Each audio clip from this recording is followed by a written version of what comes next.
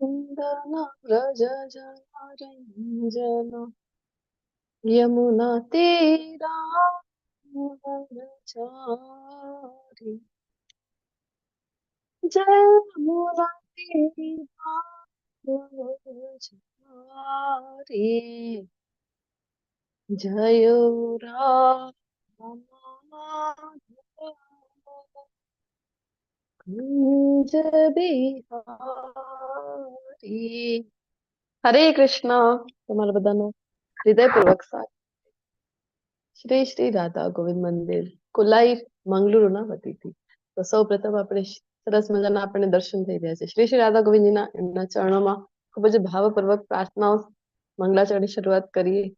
ભગવાનના શાશ્વત ભક્ત એવા અર્જુનજી, શ્રી પ્રભુપાદજી, પરમ પૂજ્ય જયપતાક સ્વામી મહારાજ, પરમ પૂજ્ય નામનિષ્ઠ પ્રભુજી, કે જેમના અથાગ પ્રયત્નો દ્વારા આપણને આ ઘેર બેઠે જ્ઞાન ગંગા મળી રહી છે. એમના ચરણમાં વંદન કરીને મંગલાચરણની પ્રાર્થનાઓથી શરૂઆત કરી. ઓમ અજ્ઞાનતિમિરાન્ધસ્ય જ્ઞાનાંજનશલાકયા ચક્ષુરુન્મિલિतं येन તસ્मै શ્રી ગુરુવે નમઃ.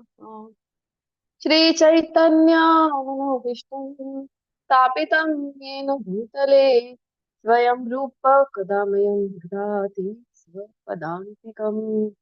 वन्देऽहं श्रीगुरो श्रीयुतपदकमलं श्रीगुरुं वैष्णवांश्च श्रीरूपं साग्रजातं सगणरघुनाथान्वितं तं सजीवं साद्वैतं सावधूतं परिजनसहितं श्रीकृष्ण चैतन्य देवं श्री राधा कृष्ण पादान् सगण ललिता विशाखान्वितांश्च.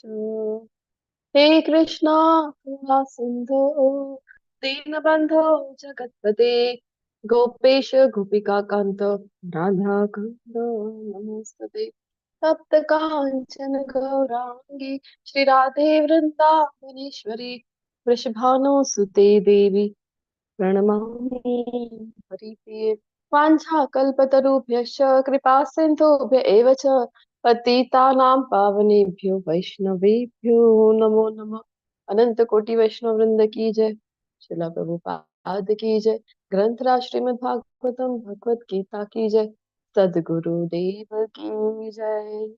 जय श्री कृष्ण चैतन्य प्रभु नित्यानंद श्री अद्वैत गदाधर श्रीवासादि गौर भक्तवृंद. हरे कृष्णा कृष्णा कृष्णा हरे हरे, हरे राम हरे राम हरे हरे.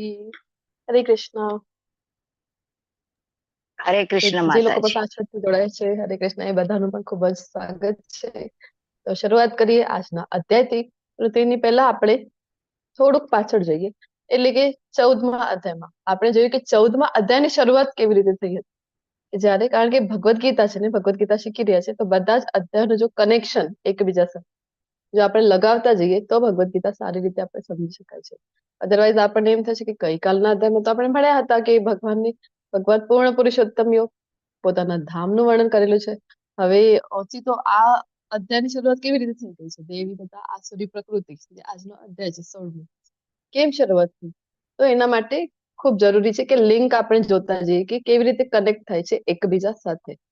તો 14મા અધ્યાયની શરૂઆત કેમ થઈ હતી, તો 13મા અધ્યાયના છેલ્લા શ્લોકોમાં જયારે ભગવાને કીધું હતું કે જે સમજી જાય છે, જે મનુષ્ય સમજી જાય છે કે કર્તા એ આત્મા નથી, તો કોણ છે પછી, તો ગુણો છે એ કર્તા છે, અને પરસ્પર જે સંબંધ છે ગુણોની વચ્ચે અને જે દેહધારીઓ છે એમની વચ્ચે જે પ્રકૃતિને કેવી રીતે ભોગવી અને સુખ અને દુઃખની અનુભૂતિ કરી રહ્યા છે.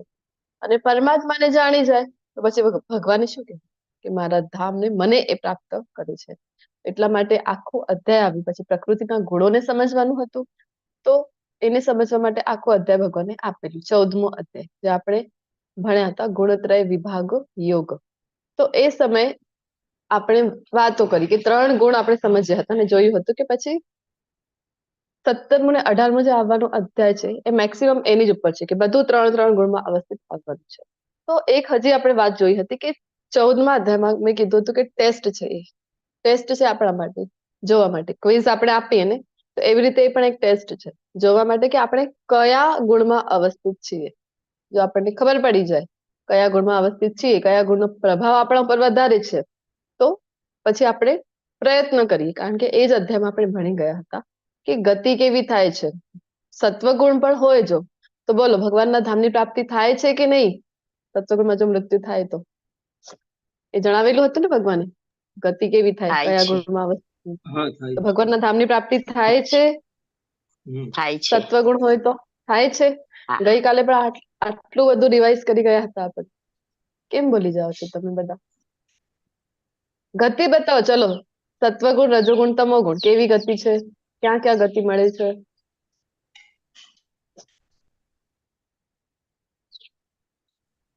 બોલો. હરે કૃષ્ણ. સત્વગુણમાં મહર્ષિના બ્રહ્મા ઉચ્ચતર લોકમાં, અને રજોગુણમાં મૃત્યુ પામીએ તો પૃથ્વીલોકમાં ફરીથી પાછું આવવું પડે છે. અને તમોગુણની પ્રકૃતિમાં પશુની યોનિ અથવા તો નિમ્ન યોનિમાં જન્મ મળે છે. હરી બોલ. તો હવે જણાવો, ઉચ્ચતર લોકો એટલે ભગવાનનું ધામ થઈ ગયું સત્વગુણમાં મૃત્યુ થાય છે, ઉચ્ચતર લોકો તમે કીધું છે, ના ઉચ્ચતર ના લોકોની પ્રાપ્તિ થાય છે. તો આ બધું અહીંયા આ ભૌતિક જગતની જ વાત થઈ રહી છે. ઉચ્ચતર લોક, નિમ્નતર લોક અથવા તો અહીંયાની અહીંયા એટલે કે પૃથ્વી લોક.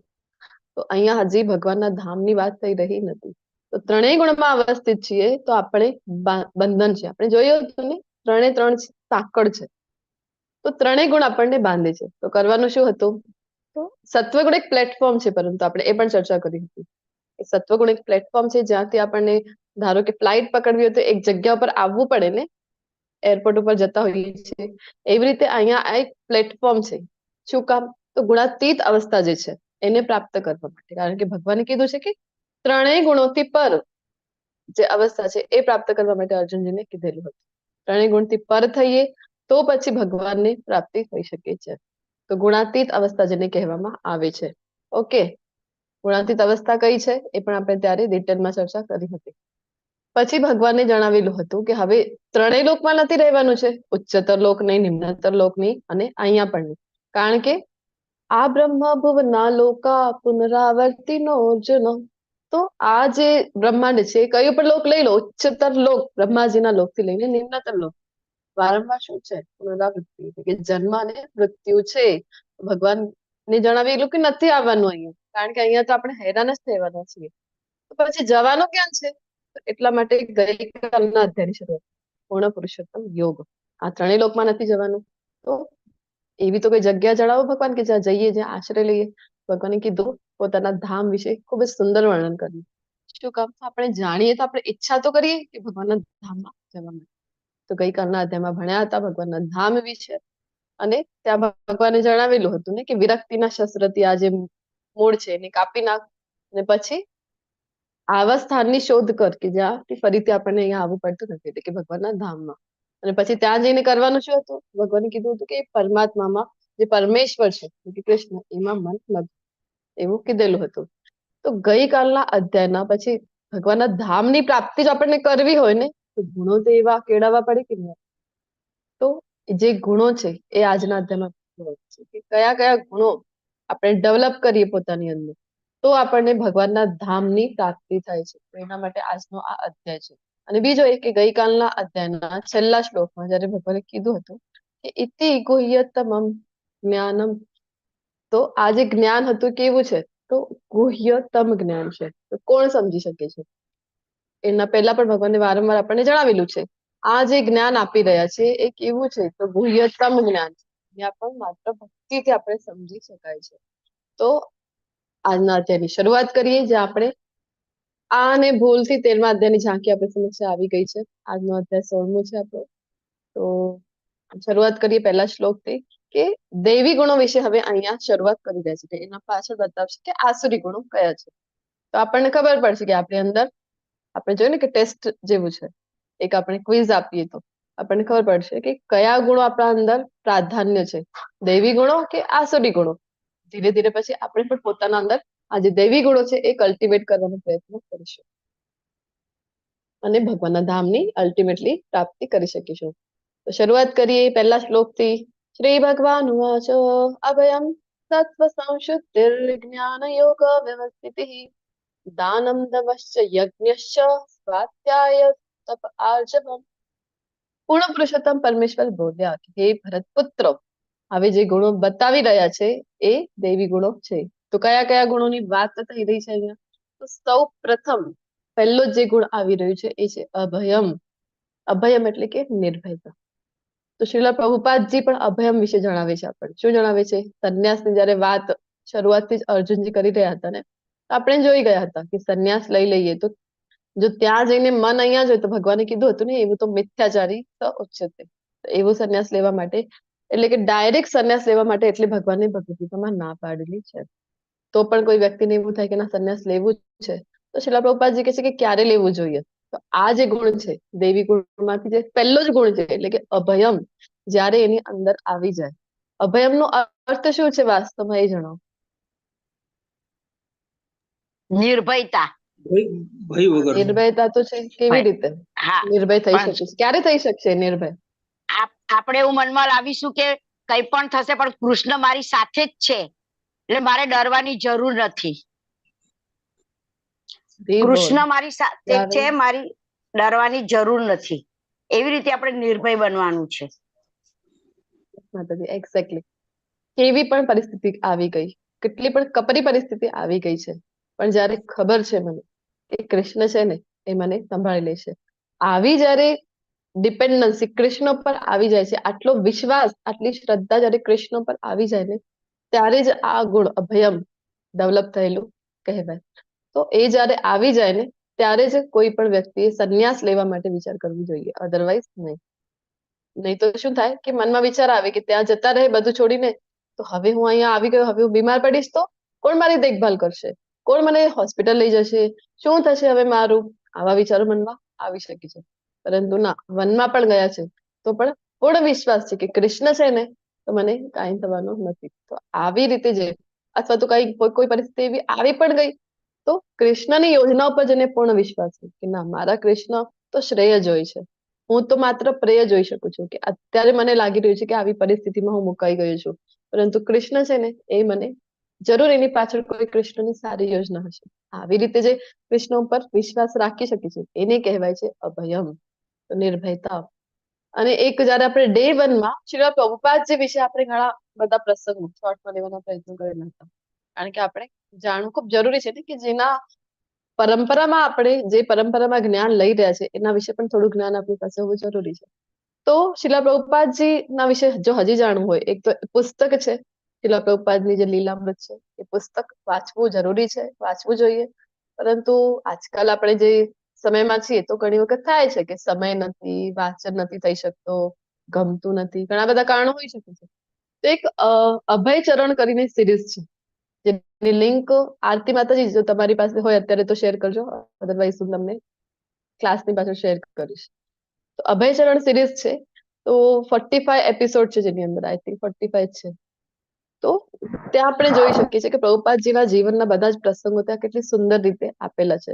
તો આપણને શું થાય આ સિરીઝ જોવાથી, આ પ્રભુપાદજીની લીલામૃત વાંચવાથી શું થાય છે?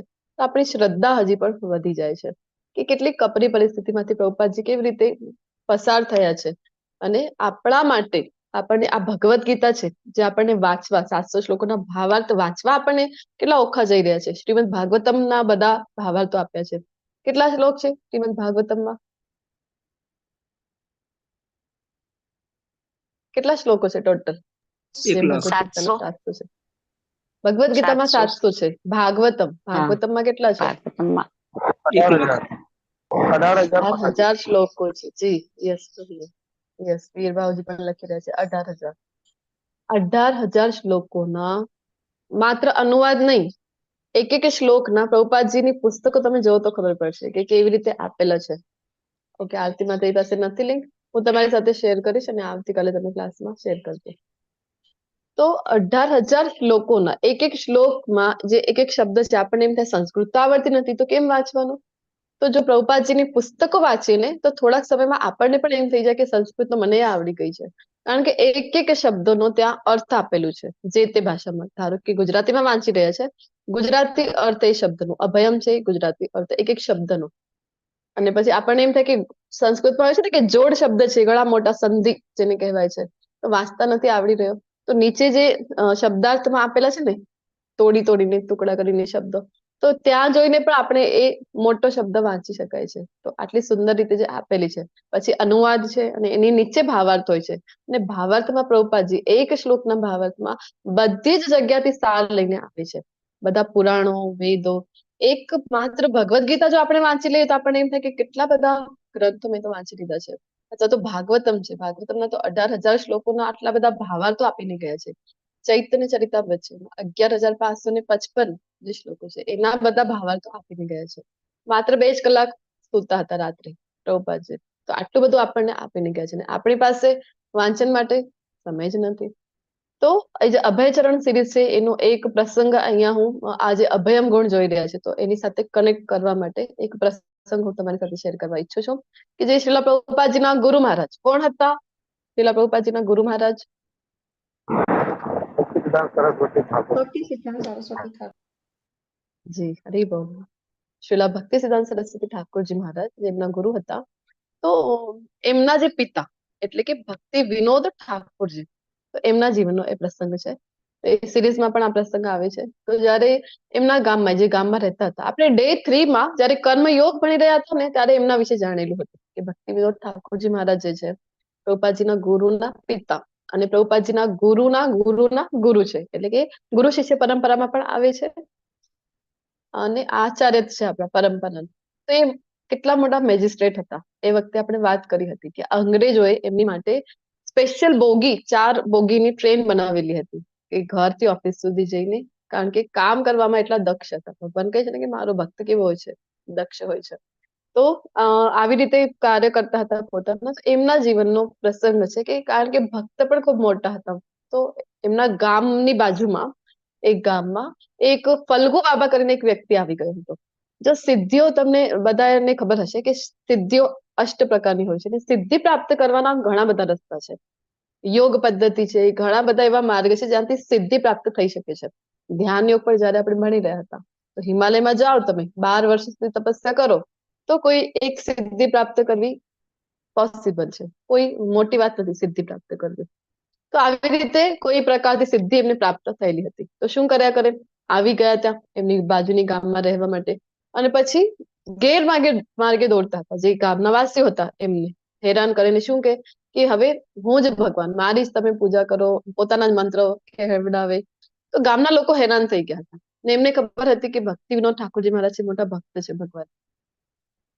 તો એમની પાસે જાય છે અને એમને જઈને વિનંતી કરે છે કે જો બાજુના ગામમાં આવી રીતે આવી ગયા છે અને સિદ્ધિ એટલી હતી કે કાંઈ પણ કરી દે કોઈની ઉપર પોતાના મંત્રની શક્તિઓથી, એટલે બધા એમની સાથે ડરતા હતા. તો ભક્તિ વિનોદ ઠાકોરજી મહારાજને જયારે કહેવા આવે છે ને, તો એ તરત જ નીકળી જાય છે એમની મદદ કરવા એ ગ્રામવાસીઓને. તો એમના પત્ની ત્યારે એમને રોકે છે કે ના ના, તમે એકલા નહીં જતા, એ તો ખૂબ ખતરનાક છે. આજે ફલ્ગુ બાબા છે, ઘણા કિસ્સા મેં સાંભળ્યા છે.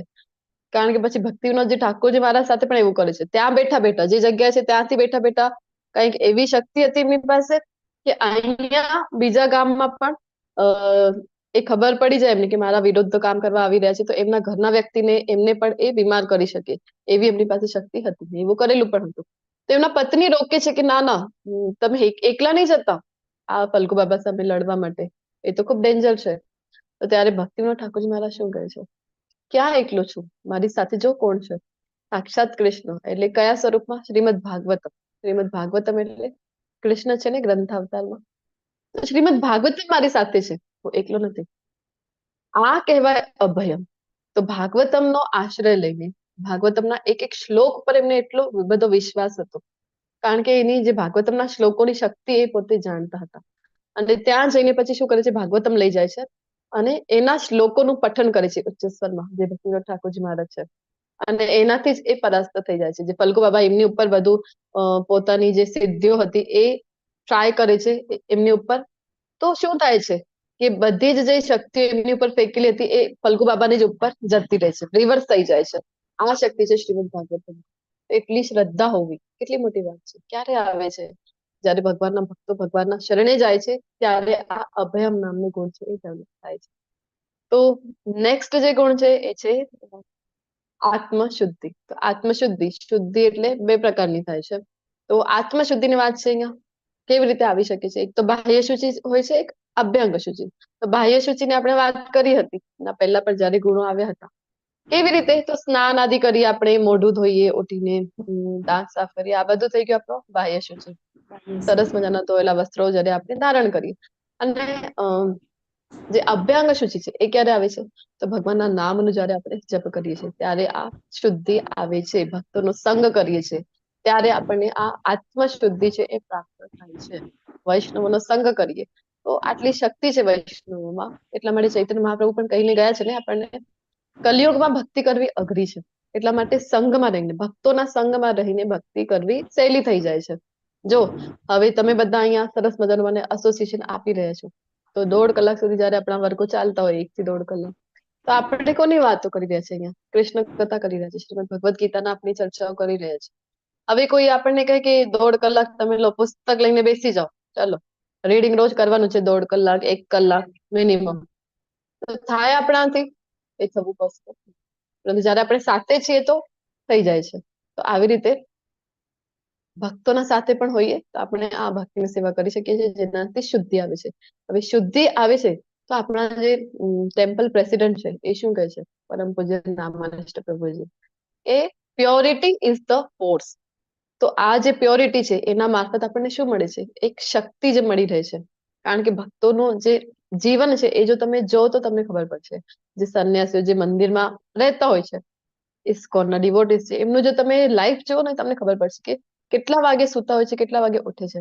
ડિસેમ્બર મંથમાં મેક્સિમમ જ્યારે ભક્તો બુક ડિસ્ટ્રીબ્યુશન કરવા જતા રહે છે, તો 3 વાગ્યાથી ભક્તોની જે દિનચર્યા છે એની શરૂઆત થતી હોય છે, જે ટેમ્પલમાં રહે છે. અને આમ પણ જો તમે ઇસ્કોનના ડિવોટીસ જો તો મંગળા આરતી અટેન્ડ કરવાની હોય તો મેક્સિમમ 4, 4:15 સુધી તો ઉઠી જ જવું પડે.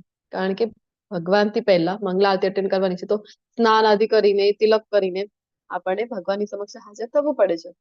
તો આવી રીતે જે ભગવાનના ભક્તો છે, 3 વાગ્યાથી દિનચર્યા શરૂ થઈ જાય, ત્યારથી પછી આરતી થાય, આરતી જપ ભાગવતમનો શોર્ટ વર્ગ હોય છે ટેમ્પલમાં, એ અટેન્ડ કરી પ્રસાદ લઈને, કારણ કે ટેમ્પલના જે સંન્યાસીઓ છે એમનો જો તમે બ્રહ્મચારીઓ છે એમનો જો તમે રૂટીન જોશો તો 2 જ વખત એ પ્રસાદ ગ્રહણ કરતા હોય છે.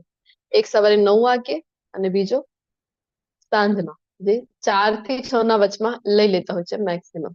બસ 6 વાગ્યાની પાછળ કોઈ પ્રસાદ લેતા નથી. એ 2 જ વખતે ભોજન પ્રસાદ લેતા હોય છે. તો ત્યારથી પછી જયારે સવારનો પ્રસાદ લઈ લે અને નીકળી જતા હોય છે બુક ડિસ્ટ્રીબ્યુશન માટે. બુક ડિસ્ટ્રીબ્યુશન માટે જાય, કેટલી અઘરી સેવા છે. તમારામાંથી કોઈ કરેલી હોય તો ખ્યાલ હશે. કેટલી બધી ડિફિકલ્ટીઝ ત્યારે આવતી હોય છે. લોકો છે કેટલું બધું આપણને સંભળાવીને જતા રહે છે, આ શું લગાવી રાખ્યું છે, અમને નથી જોઈતી, અમારી પાસે તો ઘણી બધી છે. તો એ સેવા જરૂરથી કરવું જોઈએ, કારણ કે આપણો અહંકાર પણ ત્યાં, જે મિથ્યા અહંકાર છે ને આપણો, એ પણ ત્યાં ધોવાઈ જાય છે. તો આટલા આખા દિવસમાં બુક ડિસ્ટ્રીબ્યુશન કરીને સાંજે આવે, સાંજે ફરીથી ગૌર આરતી થાય અને સાંજનો જે રૂટીન છે, સાંજે ભગવદ ગીતાના વર્ગો થતા હોય છે ટેમ્પલમાં, ને પછી એ મોડે સુધી કાર્ય કરતા હોય છે ભગવાનના જે ભક્તો છે, બ્રહ્મચારીઓ છે. તો આપણને લાગે કે આટલી બધી શક્તિ, અને સાંજે જયારે આપણે જોઈએ તો આવું નહીં કે ખૂબ થાકી પાકીને આવી ગયા છે, તો ચહેરાથી જ ખબર પડી ગઈ છે કે 3 વાગ્યાથી ઉઠેલા છે તો અત્યાર સુધી ખૂબ જ થાકેલા છે. ના, એમના ચહેરા પર એટલી જ આપણને ફ્રેશનેસ છે એ જોવા મળે છે. શું કામ? ક્યાંથી આવે છે આ જે શક્તિ છે, ક્યાંથી આવે છે? તો કારણ કે પ્યોરિટી ઇઝ ધ ફોર્સ. એ જે ભક્તિને સેવા કરી રહ્યા છે ત્યાંથી જ એ શુદ્ધિ આવે છે, ને એ શુદ્ધિથી જ એમને શક્તિ મળી રહી છે. શું કામ આપણે આટલો સંઘનો જે મહત્વ જોયો છે? તો આપણા ટેમ્પલની તરફથી, જે આપણો શ્રી શ્રી રાધા ગોવિંદ ટેમ્પલ છે મંગલુરુનું, એના તરફથી પણ યાત્રાઓનું આયોજન થતું હોય છે. અત્યારે જ એક યાત્રા થઈ હતી. મેક્સિમમ કેવું છે કે વર્ષમાં 4 યાત્રાનું આયોજન કરતા હોય છે. 2 હોય છે કે લોંગ ટૂર અને 2 હોય છે શોર્ટ ટૂર. તો અત્યારે જ એક શોર્ટ ટૂર થઈ હતી ડિસેમ્બર મંથમાં, એ હતી ડાકોરની. તો ડાકોરની યાત્રામાં અમે બધા ગયા હતા. તો બધા ભક્તોએ ત્યાં મળીને ડ્રામા પણ કરેલું હતું. તો મોડી રાત્રિ સુધી જે ડ્રામામાં પરફોર્મ કરવાનું હતા, તો આગલા દિવસે લેટ નાઇટ સુધી પ્રેક્ટિસ ચાલી. તો પણ સવારે વહેલા ઉઠીને બધા ભક્તોએ સાથે મળીને મંગલા આરતી કરી. સરસ મજાના જે ડાકોરનાથ છે એમના દર્શન કરવા નીકળી જાય, જપ કરે, પછી ફરીથી ધ્વજારોહણ થાય છે, ડ્રામા થતો હોય છે. સંત બોરડાની ઉપર જે ડ્રામાની પ્રસ્તુતિ હતી, કીર્તન સતત કર્યા કરે, અને પછી જે નદી છે સરિતા સ્નાન હતું.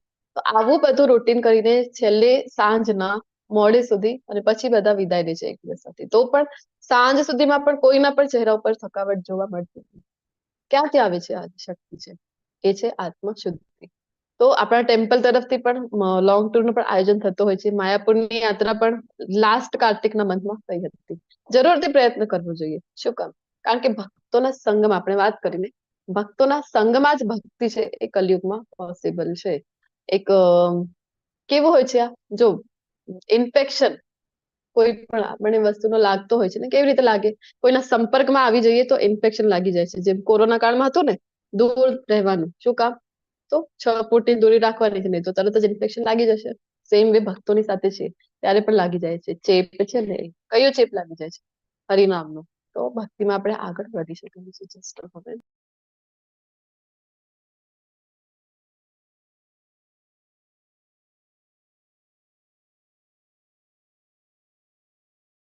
હરે કૃષ્ણ. તો આત્મશુદ્ધિ જે ભગવાન કહી રહ્યા છે કે દેવી ગુણ છે. પછી આધ્યાત્મિક જ્ઞાનનું સંવર્ધન. આપણે વાત કરી કે શ્રીલા પ્રભુપાદજીએ કેટલા બધા આપણને મહેનતથી આપણને આ બધા ગ્રંથો છે એ આપેલા છે. 2 જ કલાકની માત્ર ઊંઘ લેતા હતા, અને આપણી પાસે શું? તો આપણે કહીએ કે સમય નથી. તો આવું કરવું જોઈએ નહીં. આધ્યાત્મિક જ્ઞાન જે છે એ આપણે સતત વધારવું જોઈએ. કેવી રીતે વધશે એ? તો આપણે આ જે પુસ્તકો આપેલા છે શ્રીલા પ્રભુપાદજી દ્વારા, એનું વાંચન કરીએ તો આવી રીતે આધ્યાત્મિક જ્ઞાનનું સંવર્ધન થતું રહેશે. તો કોઈ કહે કે સમય જ નથી અમારી પાસે, તો એક આપણે નક્કી કરવાનું કે મિનિમમ 1 પેજનું રીડિંગ. કેટલી વાર લાગે? 5 મિનિટનું રીડિંગ તો 5 મિનિટ તો હર કોઈ પાસે નીકળી જ જાય ને. એટલો સમય ન હોય એ તો હું માની જ ન શકું. 5 મિનિટ નીકળી જાય છે ખૂબ ઇઝીલી. તો જરૂરથી પ્રયત્ન કરવાનું કે ના, એક નિયમ બનાવી દઈએ આપણે, દૃઢ નિશ્ચય. જે ભગવાન કહે છે ને કે ભક્તો કેવા હોય છે? તો દૃઢ નિશ્ચયથી ભક્તિ કરતા હોય છે. તો આપણે પણ એક દૃઢ નિશ્ચય કરવાનું કે ના, 5 મિનિટ તો રીડિંગનો સમય છે, તો 5 મિનિટ તો હું રીડિંગ કરીશ, ભલે ને 1 પેજ કેમ ન હોય. આવી રીતે શું થાય છે? શ્રીલા પ્રભુપાદજીનો પણ સાક્ષાત એસોસિએશન આપણને મળે છે. આપણને એમ થાય કે ના, અમે તો ક્યાં જઈ નથી શકતા, યાત્રા પર તમે ન જઈ શકીએ, અમે તો ભક્તો સાથે મળી ન શકીએ, અમારા ઘરનું એવું વાતાવરણ નથી. તો આ જે બુક આપણે વાંચીએ છીએ એ પણ આપણને સાક્ષાત સંગ મળી રહ્યો છે, એસોસિએશન મળી રહ્યું છે શ્રીલા પ્રભુપાદજી. કારણ કે શ્રીલા પ્રભુપાદજીએ કીધેલું છે કે હું મારી પુસ્તકોમાં સદૈવ જીવંત રહીશ. તો આવી રીતે આપણે આપણો આધ્યાત્મિક જ્ઞાન છે એનું સંવર્ધન કરવું જોઈએ. પછી આવી રહી છે દાન. તો દાન માટે પણ આપણી પાસે 4 આશ્રમ વર્ણ વ્યવસ્થા જે આપેલી છે ભગવાને પોતે કીધું છે ને, ચાતુર્વર્ણ્ય મયા સૃષ્ટમ, ચોથા અધ્યાયમાં ગુણ કર્મ વિભાગશ. તો 4 વર્ણ કયા કયા છે એ જણાવો. બ્રહ્મચર્યાશ્રમ, ગૃહસ્થાશ્રમ, વાનપ્રસ્થાશ્રમ અને સંન્યાસ્તાશ્રમ. સંન્યાસ્તાશ્રમ. જી જી માતાજી, ખૂબ ખૂબ ધન્યવાદ. આ 4 આશ્રમમાંથી 3 આશ્રમ છે એ તો દાન આપી શકતા નહીં, તો માત્ર એક જ આશ્રમ રહે છે કે જે દાન આપી શકે છે. કયું આશ્રમ છે જેમાં દાન આપી શકીએ આપણે? ગૃહસ્થાશ્રમ. ગૃહસ્થાશ્રમ. કારણ કે જો બ્રહ્મચર્ય આશ્રમ છે તો ત્યાં ભણવા માટે ગયા છે, તો એ સમયે તો કોઈ સોર્સ ઓફ ઇન્કમ નથી, તો ત્યારે ક્યાંથી દાન આપી શકે? જે વાનપ્રસ્થાશ્રમમાં તો બધું છોડીને તો જવાનું છે ને, ભક્તિ કરવી છે ભગવાનની, એટલે કેમ કરી શકાય? એ પણ નથી કરી શકતા. પછી સંન્યાસાશ્રમમાં તો બધા સંબંધીઓને પણ છોડી દીધેલું છે, બધાને છોડીને ભગવત પ્રાપ્તિ માટે નીકળ્યા છે, તો એમની પાસે પણ કોઈ સોર્સ ઓફ ઇન્કમ હોતો નથી. તો વાસ્તવમાં આ દાન કરવાનું કોને રહે છે? ગૃહસ્થાશ્રમમાં જે છે એમનું એ કાર્ય છે. અને દાન કેવી રીતે આપવાનું, તો એના વિશે જે આવતીકાલનો જે અધ્યાય આવવાનું છે ત્યાં આપણે ડિટેલમાં ભણવાના છીએ કે દાન કઈ જગ્યામાં 3 ગુણમાં આપણે બધી વસ્તુઓ જોવાના છે. ત્યાં ભગવાન દાન વિશે પણ જણાવે છે કે સત્વગુણી દાન કયું છે, રજોગુણી કયું છે અને તમોગુણી કયું છે. તો દાન જે છે એ પણ દૈવી ગુણ છે, જરૂરથી આપવું જોઈએ. જો શાસ્ત્રો શું કહે છે કે આપણી જે કંઈ પણ ઇન્કમ છે ને એનો 50% છે એ આપણે દાન આપવું જોઈએ. ઠીક છે, આપણને લાગે કે 50% આપી દઈએ, આટલું કેમ આપી દઈએ?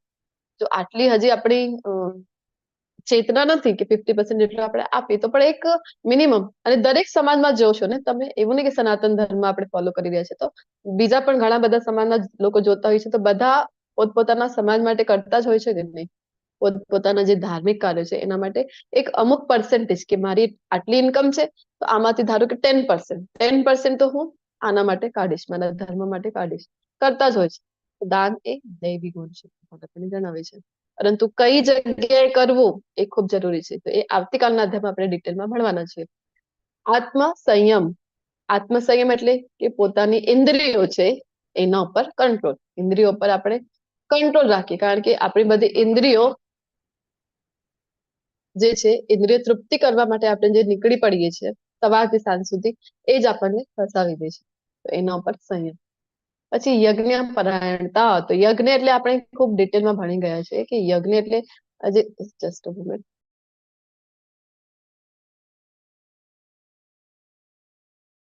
હરે કૃષ્ણ, કે યજ્ઞ એટલે સ્વાહા વાળું જે યજ્ઞ છે એ કરવા માટે અહીંયા કહી રહ્યા છે ભગવાન.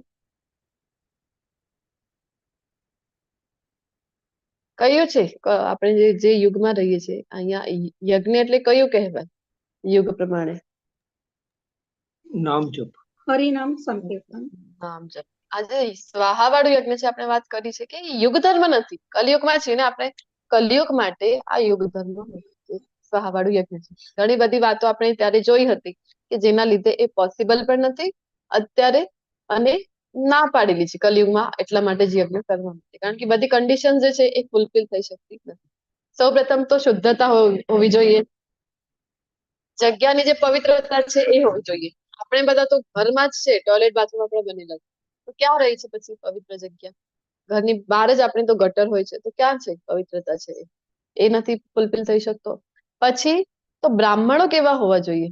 બ્રાહ્મણો જે આપણને પોતાની સાધનાના બળે આપણી જે મનોરથ છે, જેના માટે જે મનોકામના છે એ પૂર્ણ કરાવવા માટે આપણે જે યજ્ઞ કરી રહ્યા છે, પોતાની સાધનાના બળે એ પૂર્ણ કરાવી શકે એવા બ્રાહ્મણો જોઈએ. વૈદિક મંત્રોનું ઉચ્ચારણ ખૂબ જ સ્પષ્ટ કરી શકે એવા બ્રાહ્મણો જોવા મળે છે અત્યારે આપણને ઇઝીલી. પોતાની સાધના એવી હોવી જોઈએ, પોતે બ્રહ્મ મુહૂર્તમાં ઉઠતા હોય, કારણ કે તો જ એ દેવતાઓનું આવાહન કરી શકે અને દેવતાઓને એ કહી શકે જ્યારે સૂક્ષ્મ રૂપમાં દેવતા પ્રકટ થાય ત્યારે કે મારી અત્યાર સુધીની જે કંઈ પણ સાધના છે એના ફળ સ્વરૂપે હું તમને વિનંતી કરું છું, પ્રાર્થના કરું છું કે મારા જે યજમાન છે એમની જે કંઈ પણ ઈચ્છા છે એની તમે પૂર્તિ કરો. આવું કહી શકે જે બ્રાહ્મણો, તો જ એ પૂર્તિ થાય છે. સંકલ્પ જે આપણે જોતા હોઈએ છીએ કે સંકલ્પ લેવડાવે છે ને, તો અત્યારે પણ આપણને જોવા મળે કે સંકલ્પ તો લેવડાવે છે, પરંતુ એ બ્રાહ્મણની પોતાની સાધના એનું શું, એટલી સાધના છે એમની, એ આપણને યુઝ્યુઅલી જોવા મળતી નથી. અને જે બ્રાહ્મણોની આટલી સાધના છે એ કર્મકાંડ કરવા માટે એ વધારે ઈચ્છિત હોતા નથી, એ કર્મકાંડ કરતા નથી. તો ઘણા લોકોને બ્રાહ્મણો જે છે અત્યારે જે આપણે જોવા મળે છે, તો એમાંથી ઘણા બધા જે બ્રાહ્મણો છે એમની તો પોતાની જ શુચિ નથી, બીજું એ પોતે જ વ્યસન કરતા હોય છે કઈ ને કઈ રૂપમાં. એમને પોતાને જ ખબર નથી કે કયા પદાર્થ ખાવા માટે ભગવાને ભગવદ્ ગીતામાં પણ ના પાડેલી છે ચોખ્ખી. આહાર એ મુજબનું છે, તમોગુણી આહાર એ પોતા લેતા હોય છે. પોતાનું જે દિનચર્યા છે બ્રહ્મ મુહૂર્તમાં સવારે વહેલા ઉઠવાનું, ત્યારે સાધના કરી લેવી, એવા આપણને ઇઝીલી જોવા મળતા. તો એ ક્યાંથી એમની એટલી સાધના ન હોય તો ક્યાંથી આપણી જે મનોકામના છે એ પૂર્ણ કરાવી શકે? અને બ્રાહ્મણોને એટલા માટે જ બધા જ જે 4 વર્ણ છે, જે બ્રાહ્મણ, ક્ષત્રિય અને વૈશ્ય અને શુદ્ર, તો ચારો વર્ણમાંથી જે ભગવાન ને બ્રાહ્મણ જે બનાવ્યા છે, જો બધાની શું કામ બનાવ્યા હતા? ચોથા અધ્યાયમાં આપણે ભણી ગયા હતા કે સમાજને સુચારુ રૂપથી ચાલુ જે વ્યવસ્થા છે એ રહે એટલા માટે આ 4 વર્ણો બનાવેલા હતા. પરંતુ બ્રાહ્મણને વધારે માન આપવામાં આવતું. શું કામ? એટલા માટે, કારણ કે પોતાની બધી જ સાધનાનું ફળ છે એ પોતાના યજમાન માટે એ અર્પિત કરી શકે છે. જેટલા મંત્ર કરેલા છે, જે કંઈ દાન પુણ્ય કરેલું છે, અને જે કંઈ પણ એમના દ્વારા તપસ્યા, હવે બ્રાહ્મણો તો વધારે કરીને દાન તો નહીં પણ તપસ્યા વધારે કરતા હતા. એમનું જે જીવન હતું કેવું હતું? તો સાદાઈથી જીવન હોય છે, તપસ્યા કરતા હોય છે, જપ કરતા હોય છે, જે તીર્થાટનમાં જતા હોય છે, આ બધાનું જે કંઈ ફળ છે એ બધું જ અર્પિત કરી દે છે યજમાન માટે. કરી શકીએ આપણે? આપણને કોઈ કહે તો આપણે વાત કરી હતી, એક માળાનું પણ ફળ જો આપણને ત્યાગવા માટે કહેવામાં આવે, થઈ શકે છે આપણા પાસેથી? નથી થઈ શકતું. એટલા માટે જ બ્રાહ્મણોનું સ્થાન છે એ ઊંચો ગણવામાં આવતું હતું. પછી જે રિક્વાયરમેન્ટ હોય છે આ સ્વાહા વાળા યજ્ઞમાં સમિધ છે, તો સમિધમાં પણ બધી વસ્તુઓની શુદ્ધતા, બધી ઓર્ગેનિક વસ્તુઓ ત્યાં જોઈએ છે. સમિધ જે હોમવા માટે યજ્ઞમાં સૌથી જે બેસિક વસ્તુ છે એ છે ઘી. તો ઘી પણ કેવું હોવું જોઈએ? તો ઓર્ગેનિક. એ મળી રહે છે આપણે શુદ્ધ દેશી ગીર ગાયનું. કોઈ કે હા અમે અવેલેબલ કરી શકીએ છીએ, અમારી પાસે મળી રહે, પરંતુ એ ગાય પણ કેવી હોવી જોઈએ કે જેને આપણે એક તો એ નાની હતી ત્યારથી આપણી પાસે ઉછેરાયેલી હોય અને છેલ્લે સુધી આપણે એનું જે છે પાલન કરતા હોઈએ.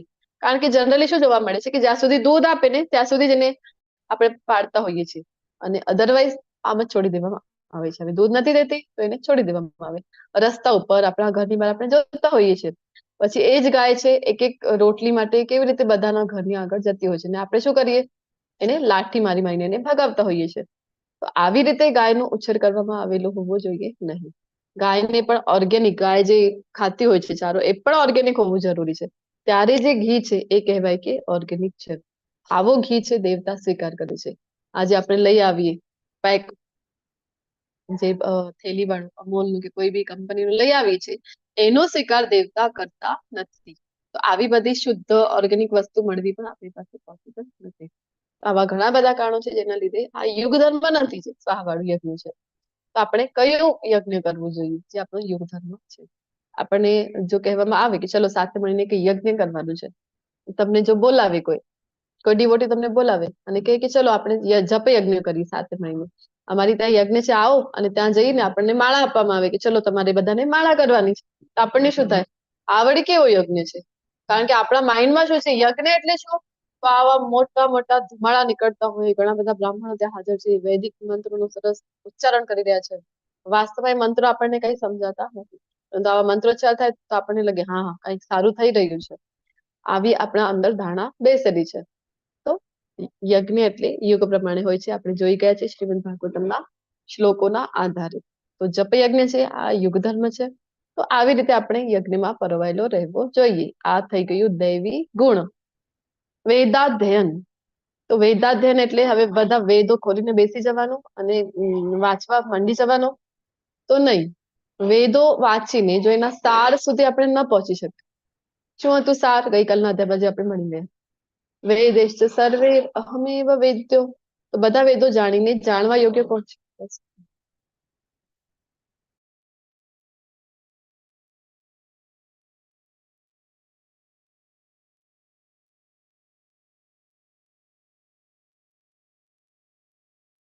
હરે કૃષ્ણ.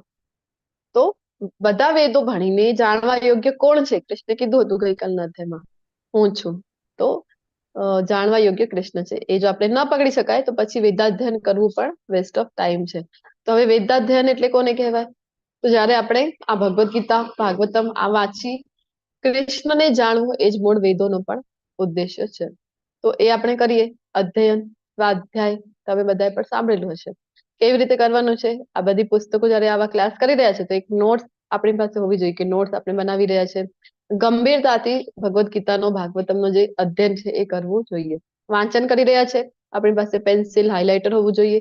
જ્યાં આપણને ઇમ્પોર્ટન્ટ લાગે ત્યાં આપણે અંડરલાઈન કરવાનું. આવી રીતે આપણે વેદાધ્યયન કરી શકીએ છીએ, જે ભગવાન કહી રહ્યા છે કે દૈવી ગુણ છે. તપશ્ચર્યા. તો તપસ્યા પણ જે 3 પ્રકારની છે એ આપણને આગળના અધ્યાયમાં જણાવવાના છે. આવતીકાલના અધ્યાયમાં ત્યાં આપણને બતાવે છે કે શરીરનો તપ હોય છે, વાણીનો તપ હોય છે અને મનનો તપ હોય છે. તો સૌથી અઘરો છે એ મનનો તપ છે. તો તપસ્યા જે શરીરથી થાય એટલે કે વ્રત જે કે રાખીએ આપણે, એકાદશીના વ્રતો રાખતા હોય છે બધા વૈષ્ણવો.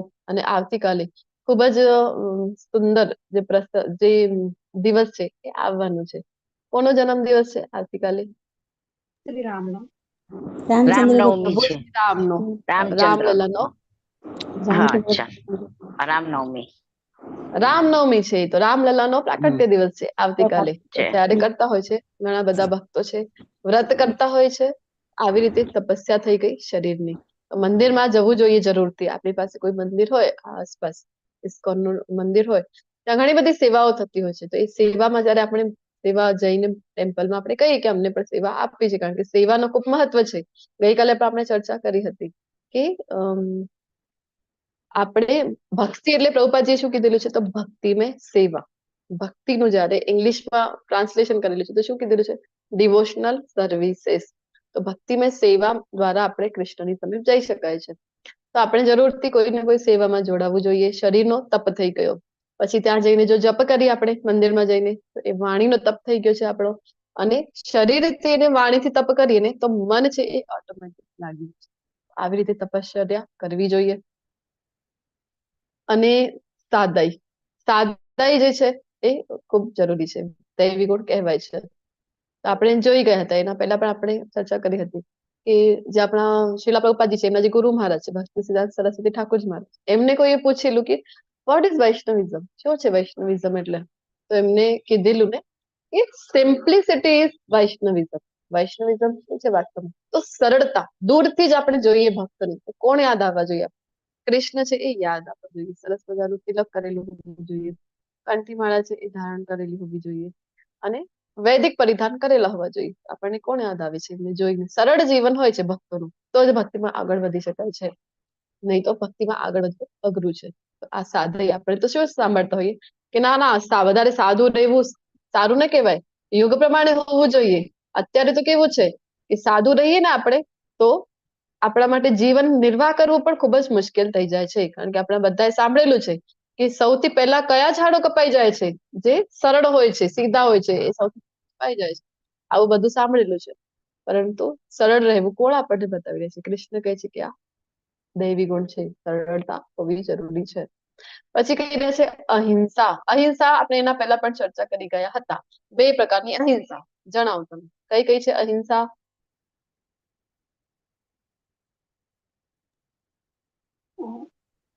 કોઈ જીવને ન મારવો, અને બીજી અહિંસા તમે કહી હતી તો કોઈને શ્રી કૃષ્ણ ભગવાન ભક્તિનું જ્ઞાન ન આપવું. હરી બોલ. કોઈ જીવને આપણે જયારે મારી દઈએ છીએ તો આપણે કીડીનું પણ ઉદાહરણ લીધેલું હતું કે નાનકડી કીડી પણ છે, આપણને એમ થયું કે પગ નીચે આવીને કચડાઈ ગઈ તો શું થયું? તો એ બધા જ જીવ માત્ર જે યોનિઓમાં છે એ એક ભોગવવાની યોનિ છે. ત્યાં આપણી પાસે સ્વતંત્રતા નથી. જે કર્મની સ્વતંત્રતા અહીંયા છે માનવ દેહમાં, એ બીજી યોનિઓમાં નથી. ત્યાં માત્ર આપણા કર્મો આપણે ભોગવતા હોઈએ છીએ.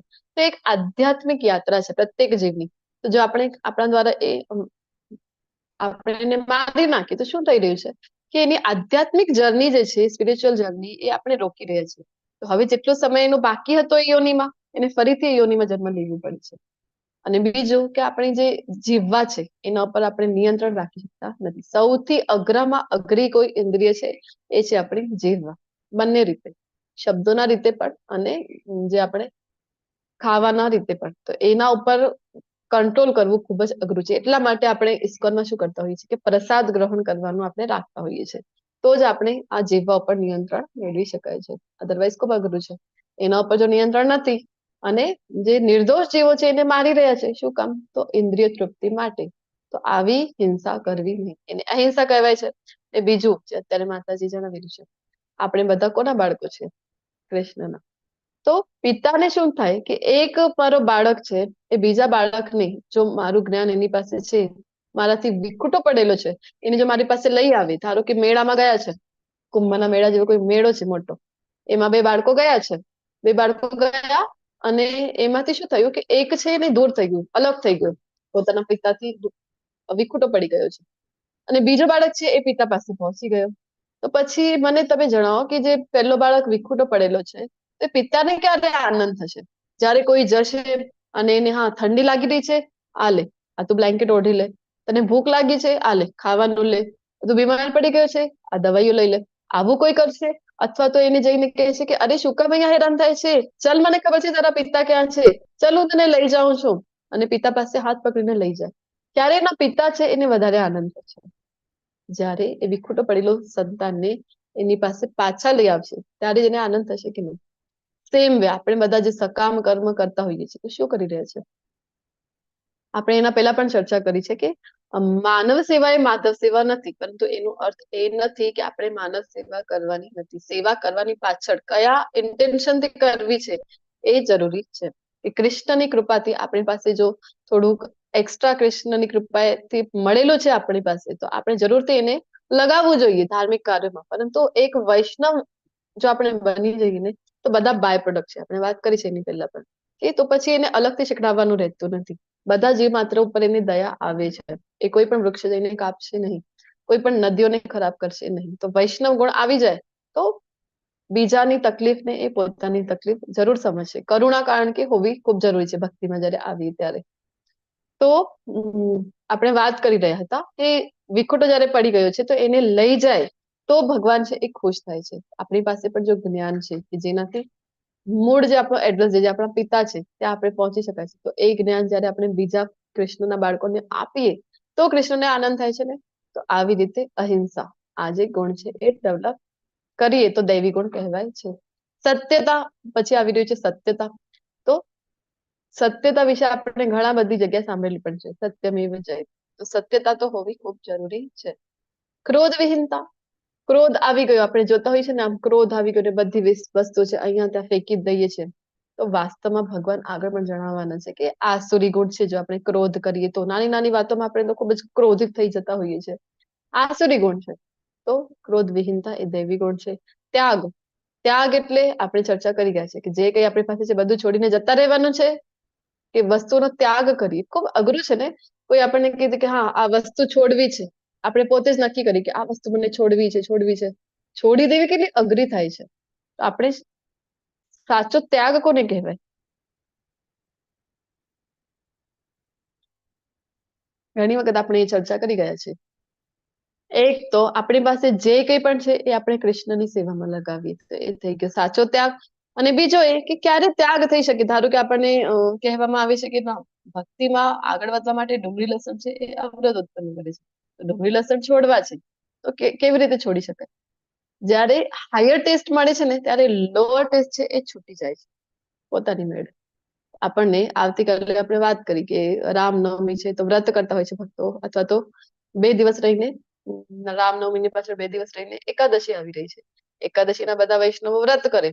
ઘણા બધા ભક્તો છે કે નિર્જલા વ્રત કરતા હોય છે, જ્યારે બીજા દિવસે પારણા કરે. પારણા કરીએ ત્યારે આપણી પાસે જો 2 ઓપ્શન આપવામાં આવેલા છે. હવે નિર્જલાના પારણા પાણીથી કરતા હોઈએ છીએ ને મેક્સિમમ. તો આપણે પાણી છે આપણી પાસે એક તો, અને એક મેંગો શેક છે. તો કેરીની સિઝન પણ આવી ગઈ છે, તો મેંગો શેક જો આપણને મળે છે, અથવા તો ખૂબ તરસ લાગેલી છે ઉનાળાની ઋતુમાં, આપણે ક્યાંક ગયા છે, ખૂબ તરસ લાગેલી છે જોરથી, અને આપણી પાસે આ 2 ઓપ્શન આપેલા છે, તો કોઈ લઈ આવ્યો છે આપણી પાસે, તો આપણે પહેલા તો ખૂબ તરસ છે, પાણી પાણી, અને પાણી પણ છે ને મેંગો શેક પણ, તો આપણે કયું લઈશું? મેંગો શેક લઈશું. શું કામ? તો તરસ તો હતી પાણીની, પરંતુ એના કરતા હાયર ટેસ્ટ મને મળી ગયું, એટલે કે મેંગો શેક મળી ગયું, તો એ જ આપણે પહેલા લેતા હોઈએ છીએ.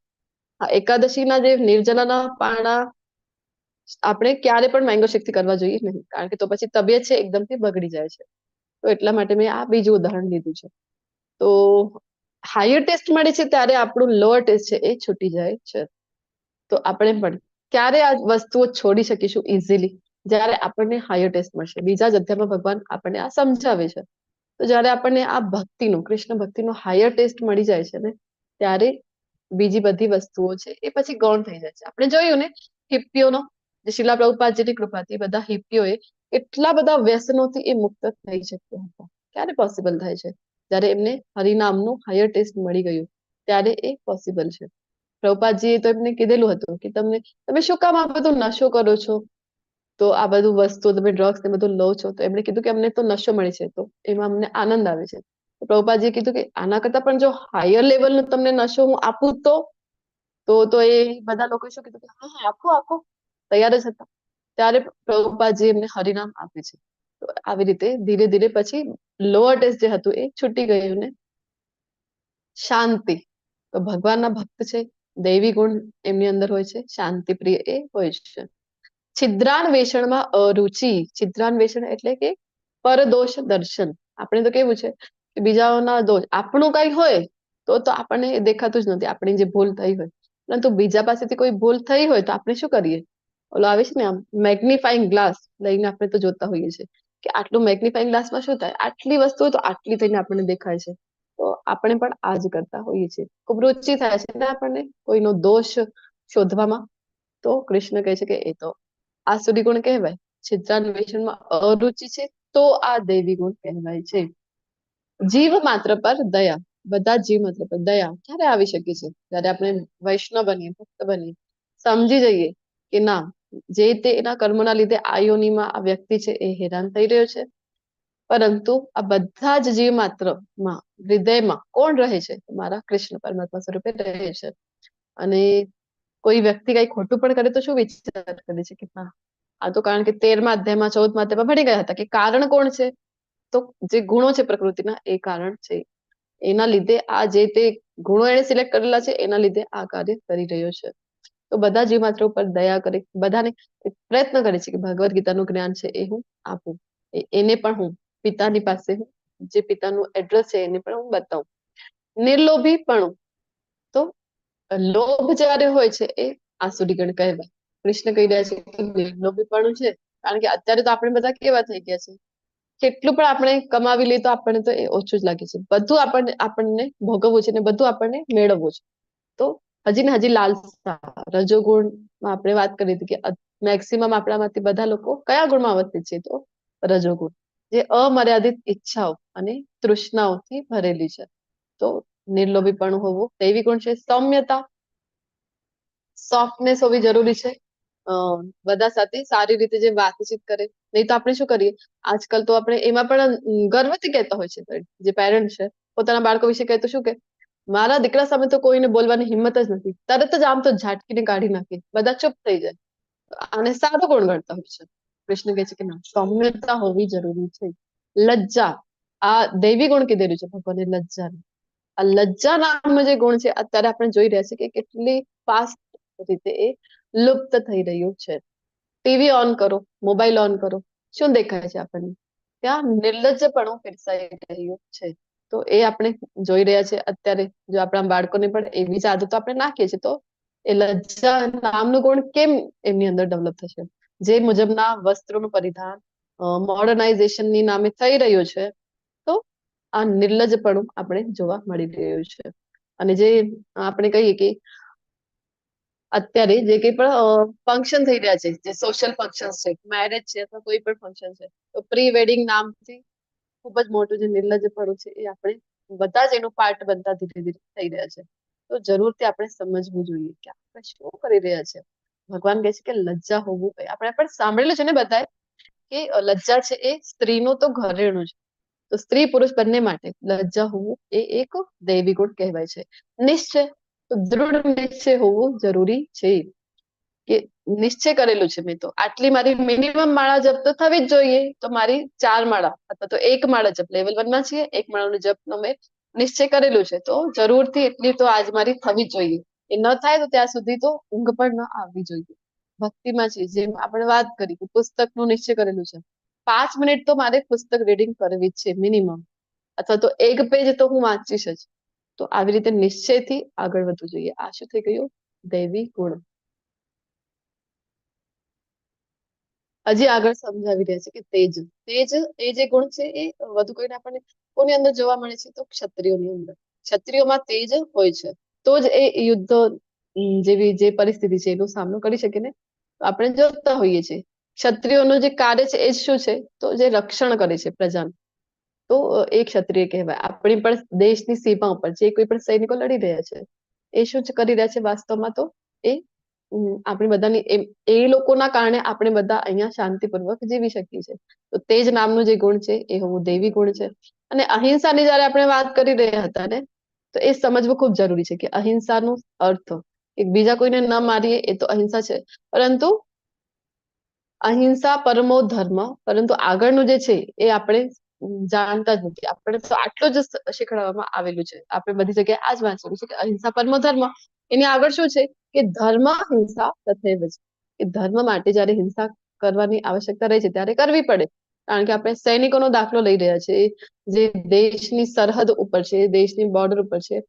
તો ત્યાંથી જો આપણે કહીએ કે ના અહિંસા જ, અમે તો અહિંસામાં જ માનીએ છીએ, અહિંસા પરમો ધર્મ, ત્યાંથી જો આપણે સૈનિકોને હટાવી દઈએ તો શું થાય?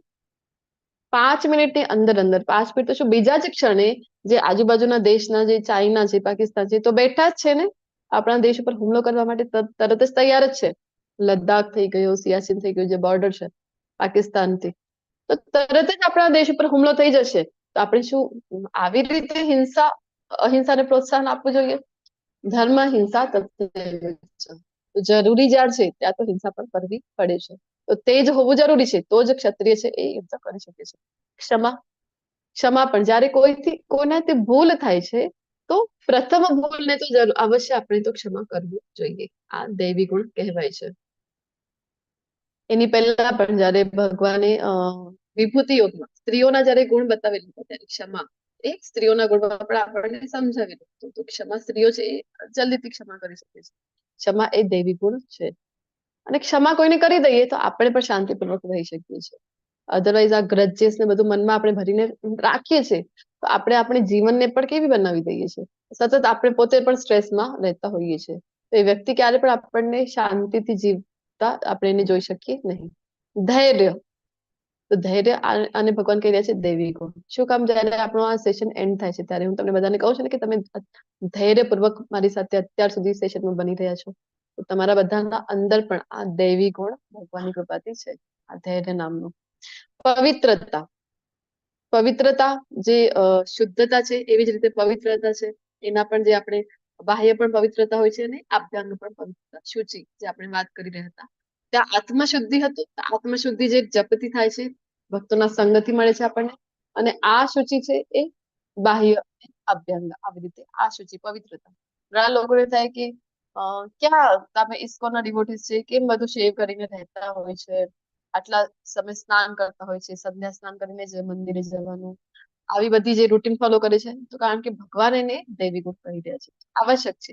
આ બાહ્ય શુદ્ધિ એટલી જ આવશ્યક છે જેટલી અભ્યંગ શુદ્ધિ આવશ્યક છે. તો ભક્તિમાં આપણે આગળ વધી શકીએ છીએ. ઈર્ષ્યાથી મુક્તિ.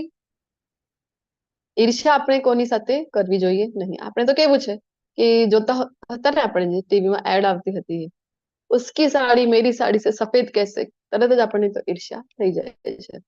તો ના, આ બાજુવાળા એ નવી ગાડી લીધી, આ ગાડી એને કેમ લઈ લીધી, આ તો મને મળવી જોઈએ. આવી આપણે કોઈની પણ ઈર્ષ્યા કરી છે. આપણી પાસે આવ્યા હતા પૈસા માંગવા માટે નહીં, પરંતુ આપણને શું થાય છે, તરત જ ઈર્ષ્યા થાય છે. કોઈનું સારું આપણે જોઈએ તરત આપણને ઈર્ષ્યાનો ભાવ આવી જાય છે.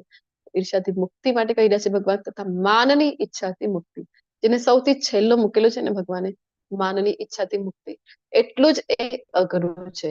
કારણ કે બીજા બધા વસ્તુઓનો કોઈ વ્યક્તિ છે કે કરી લે પોતાની અંદર ડેવલપ, પરંતુ આ જે વસ્તુ છે ને, આનાથી મુક્ત થવું વાસ્તવમાં ખૂબ જ અઘરું છે. બધું છોડીને જતા રહે છે ને, કે હિમાલયની ગુફામાં પણ જતા રહ્યા છે, તો પણ એમની અંદર પણ કે સૂક્ષ્મ અવસ્થામાં પણ આ જે માનની ઈચ્છા છે એ રહેલી છે. ચૈતન્ય મહાપ્રભુ આપણને શું શીખડાવે છે, એમના શિક્ષાષ્ટકમાં શું આપે છે, અમાનીના માન દેનો કીર્તનીય સદા હરી. એ માનની ઈચ્છા આપણે રાખવાની નથી, ઉલટાનું બધાને માન આપવાનું છે. તો જે આપણે વાત કરી રહ્યા હતા, હિમાલયમાં પણ જતા રહે, એમને પણ એવું હોય છે કે અમે 1 મહિના સુધી 2 મહિના સુધી ગુફાની અંદર જઈને તપસ્યા કરી છે, આવી રીતે તપસ્યા કરીને જયારે બહાર નીકળે તો એમને પણ માનની ઈચ્છા થયેલી છે. એમને પણ બધા લોકો આવીને હાર પહેરાવે અને એમનું જય જયકાર, બાબા કી જય જયકાર, આવી રીતે જય ઘોષ કરતા. માનની ઈચ્છા રહેલી હોય છે. તો આનાથી બચવું ખૂબ અઘરું છે. દૈવી ગુણ છે. જો માનની ઈચ્છાથી મુક્તિ આપણે મેળવી લઈએ તો આ સર્વ જે ગુણો છે એ ભગવાન કહી રહ્યા છે કે દિવ્ય ગુણો છે, કે જે દૈવી પ્રકૃતિ વાળા દેવ તુલ્ય પુરુષોમાં જોવામાં આવે છે. આટલા બધા ગુણો જયારે ભગવાને બતાવ્યા છે દૈવી ગુણમાં, આપણે શું કરવાનું છે, જેમ 12મા અધ્યાયમાં ચર્ચા કરી હતી, એક એક ગુણ.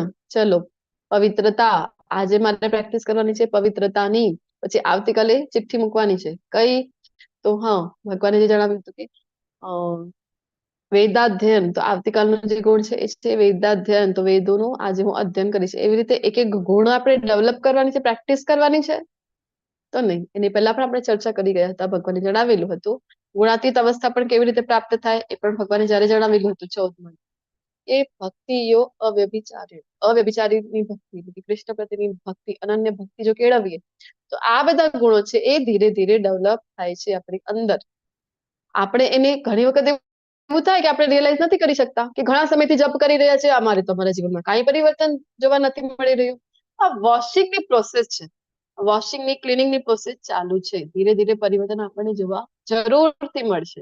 અત્યારે કેવું થઈ રહ્યું છે, ઓલું કાચનું બોટલ છે જેની અંદર સ્યાહી ભરેલી છે, બ્લુ કલરની ઇંક હોય ને એ ભરેલી છે, એને જો વોશ કરીએ આપણે તો શું થાય છે, પહેલા જયારે આપણે પાણી નાખીએ અને કાઢીએ તો બધું પાણી આપણને કેવું દેખાય છે, તો બ્લુ કલરનું જ પાણી નીકળી રહ્યું છે. પછી ફરીથી પાણી નાખીએ, ફરીથી બ્લુ કલરનું નીકળી રહ્યું છે, ઓછું થયું છે પણ હલકા બ્લુ કલરનું દેખાઈ રહ્યું છે.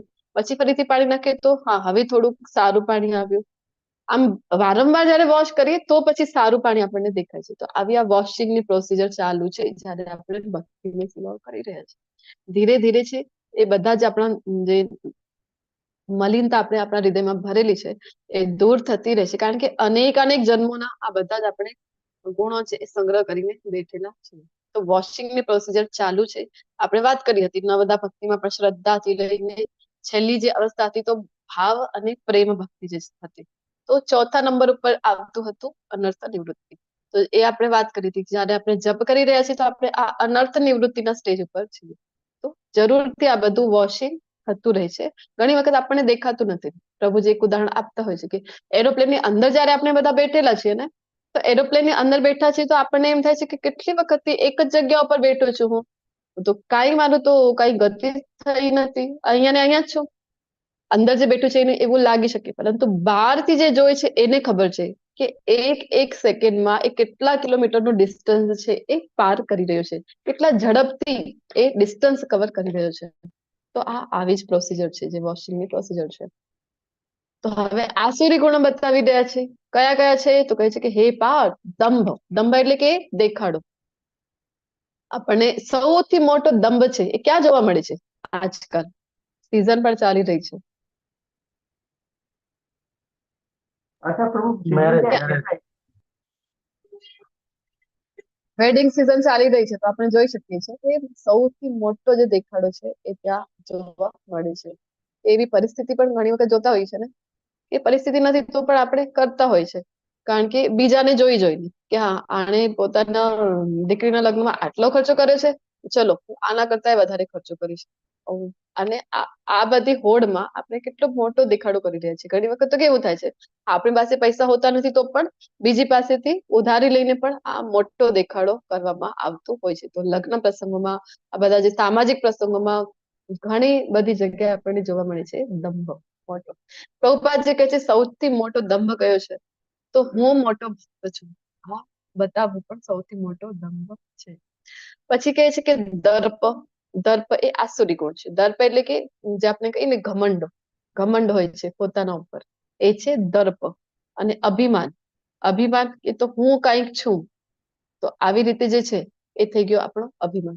અભિમાન કેળવતા હોય છે ઘણા લોકો, જોતા હોય છે ને આપણે અભિમાનમાં હોય છે, એટીટ્યુડમાં હોય છે. તો આપણે તો આજકાલ તો સારું ગણવામાં આવે કે જો એટીટ્યુડ છે, આ એટીટ્યુડ છે તો ભગવાન એને આસુરી ગુણ કહી રહ્યા છે. ક્રોધ, આપણે વાત કરી કે નાની નાની વાતમાં જોતા હોય છે કે ક્રોધિત થઈ જાય છે, તો આ આસુરી ગુણ છે. આપણે પણ નાની નાની વાતમાં ક્રોધિત થવું જોઈએ નહીં. યાદ આવવું જોઈએ આપણને કે ભગવાને તો આસુરી ગુણ કીધેલું છે, તો ક્રોધ કરવું જોઈએ નહીં. જેમ જેમ ભક્તિમાં આવીશું ને તો આપણે વાત કરીને વોશિંગની પ્રોસિજર છે, તો ધીરે ધીરે આપણા એક અવગુણો છે ને આપણે પોતે જ આપણે એ ફીલ કરી શકીશું કે દૂર થતા જાય છે. હા, ગ્રેજ્યુઅલી થાય છે, એટલે વાર લાગે છે, પરંતુ પ્રોસિજર ચાલુ છે, પ્રોસિજર ઇફેક્ટિવ છે. આજે પરંપરામાં આપણે જો કરી રહ્યા છીએ, ગુરુ પ્રદત્ત જે પરંપરા છે એના જે આચાર્યોના આદેશો પ્રમાણે જો આપણે ચાલી રહ્યા છીએ, બધા નિયમોનું પાલન કરી રહ્યા છીએ, તો એ પરંપરાની એટલી શક્તિ છે ને કે આપણને જરૂરથી આપણા લાઈફમાં ખૂબ જ જલ્દી અને એ ચેન્જીસ છે એ જોવા મળે છે. ચેન્જીસ આવે જ છે. ઘણી વખત થાય છે કે આપણે રિયલાઇઝ નથી કરી શકતા. કઠોરતા હોવું. ઘણા લોકો આપણે જોતા હોય છે ને કઠોરતાથી બોલી નાખે, કોઈને ઝાટકીના જવાબ આપી દે છે.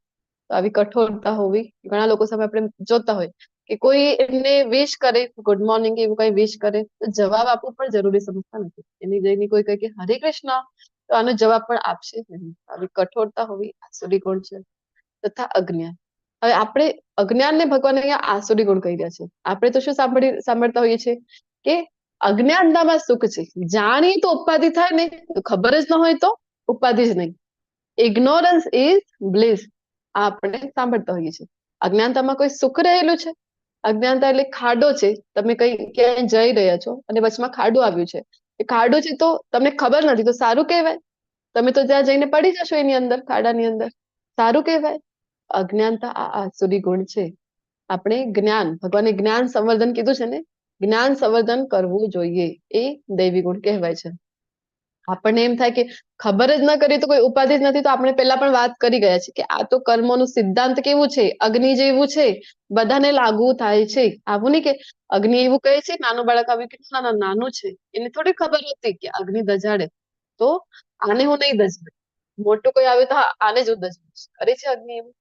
કર્મના સિદ્ધાંત આપણે જો કહીએ કે કોઈ દેશમાં ગયા છે, ત્યાંના બંધારણ આપણને ફોલો કરવા રહે. આપણે એમ ના કહી શકાય કે ખબર નહોતી, તો પછી શું કહે છે, તો ખબર કરવી હતી ને, શું કામ ના વાંચ્યું તમે, શું કામ ન ખબર કરી કે આ દેશના જે કાયદા કાનૂન છે કયા છે.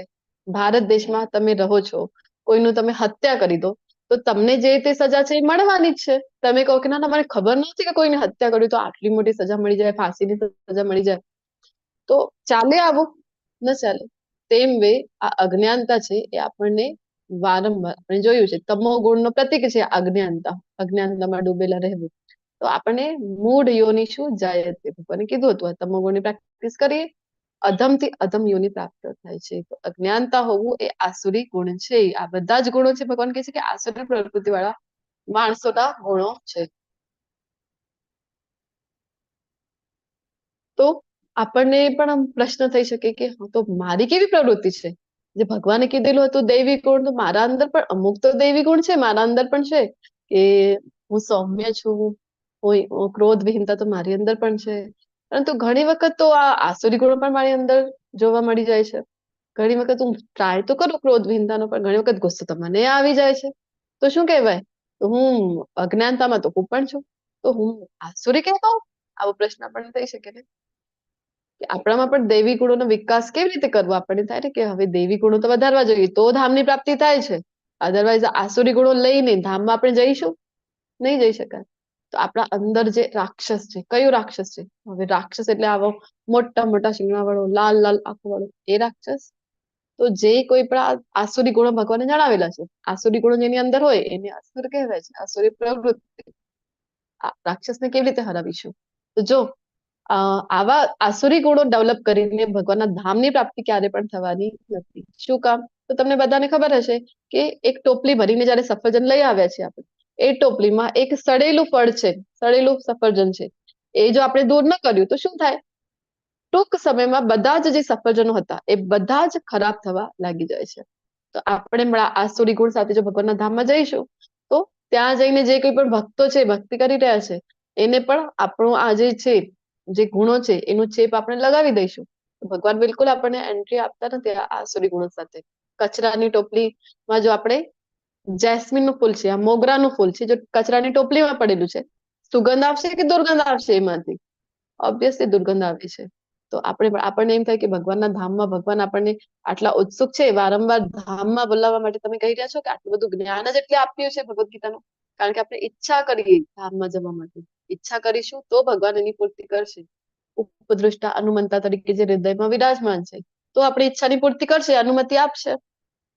ધીરે ધીરે ગુણ ડેવલપ કરીશું તો આપણને એમ થાય કે ભગવાનને જરૂર છે ત્યાં એમના ધામમાં, સેવકોની કમી છે કે આપણને બોલાવવા માટે આટલા આતુર છે?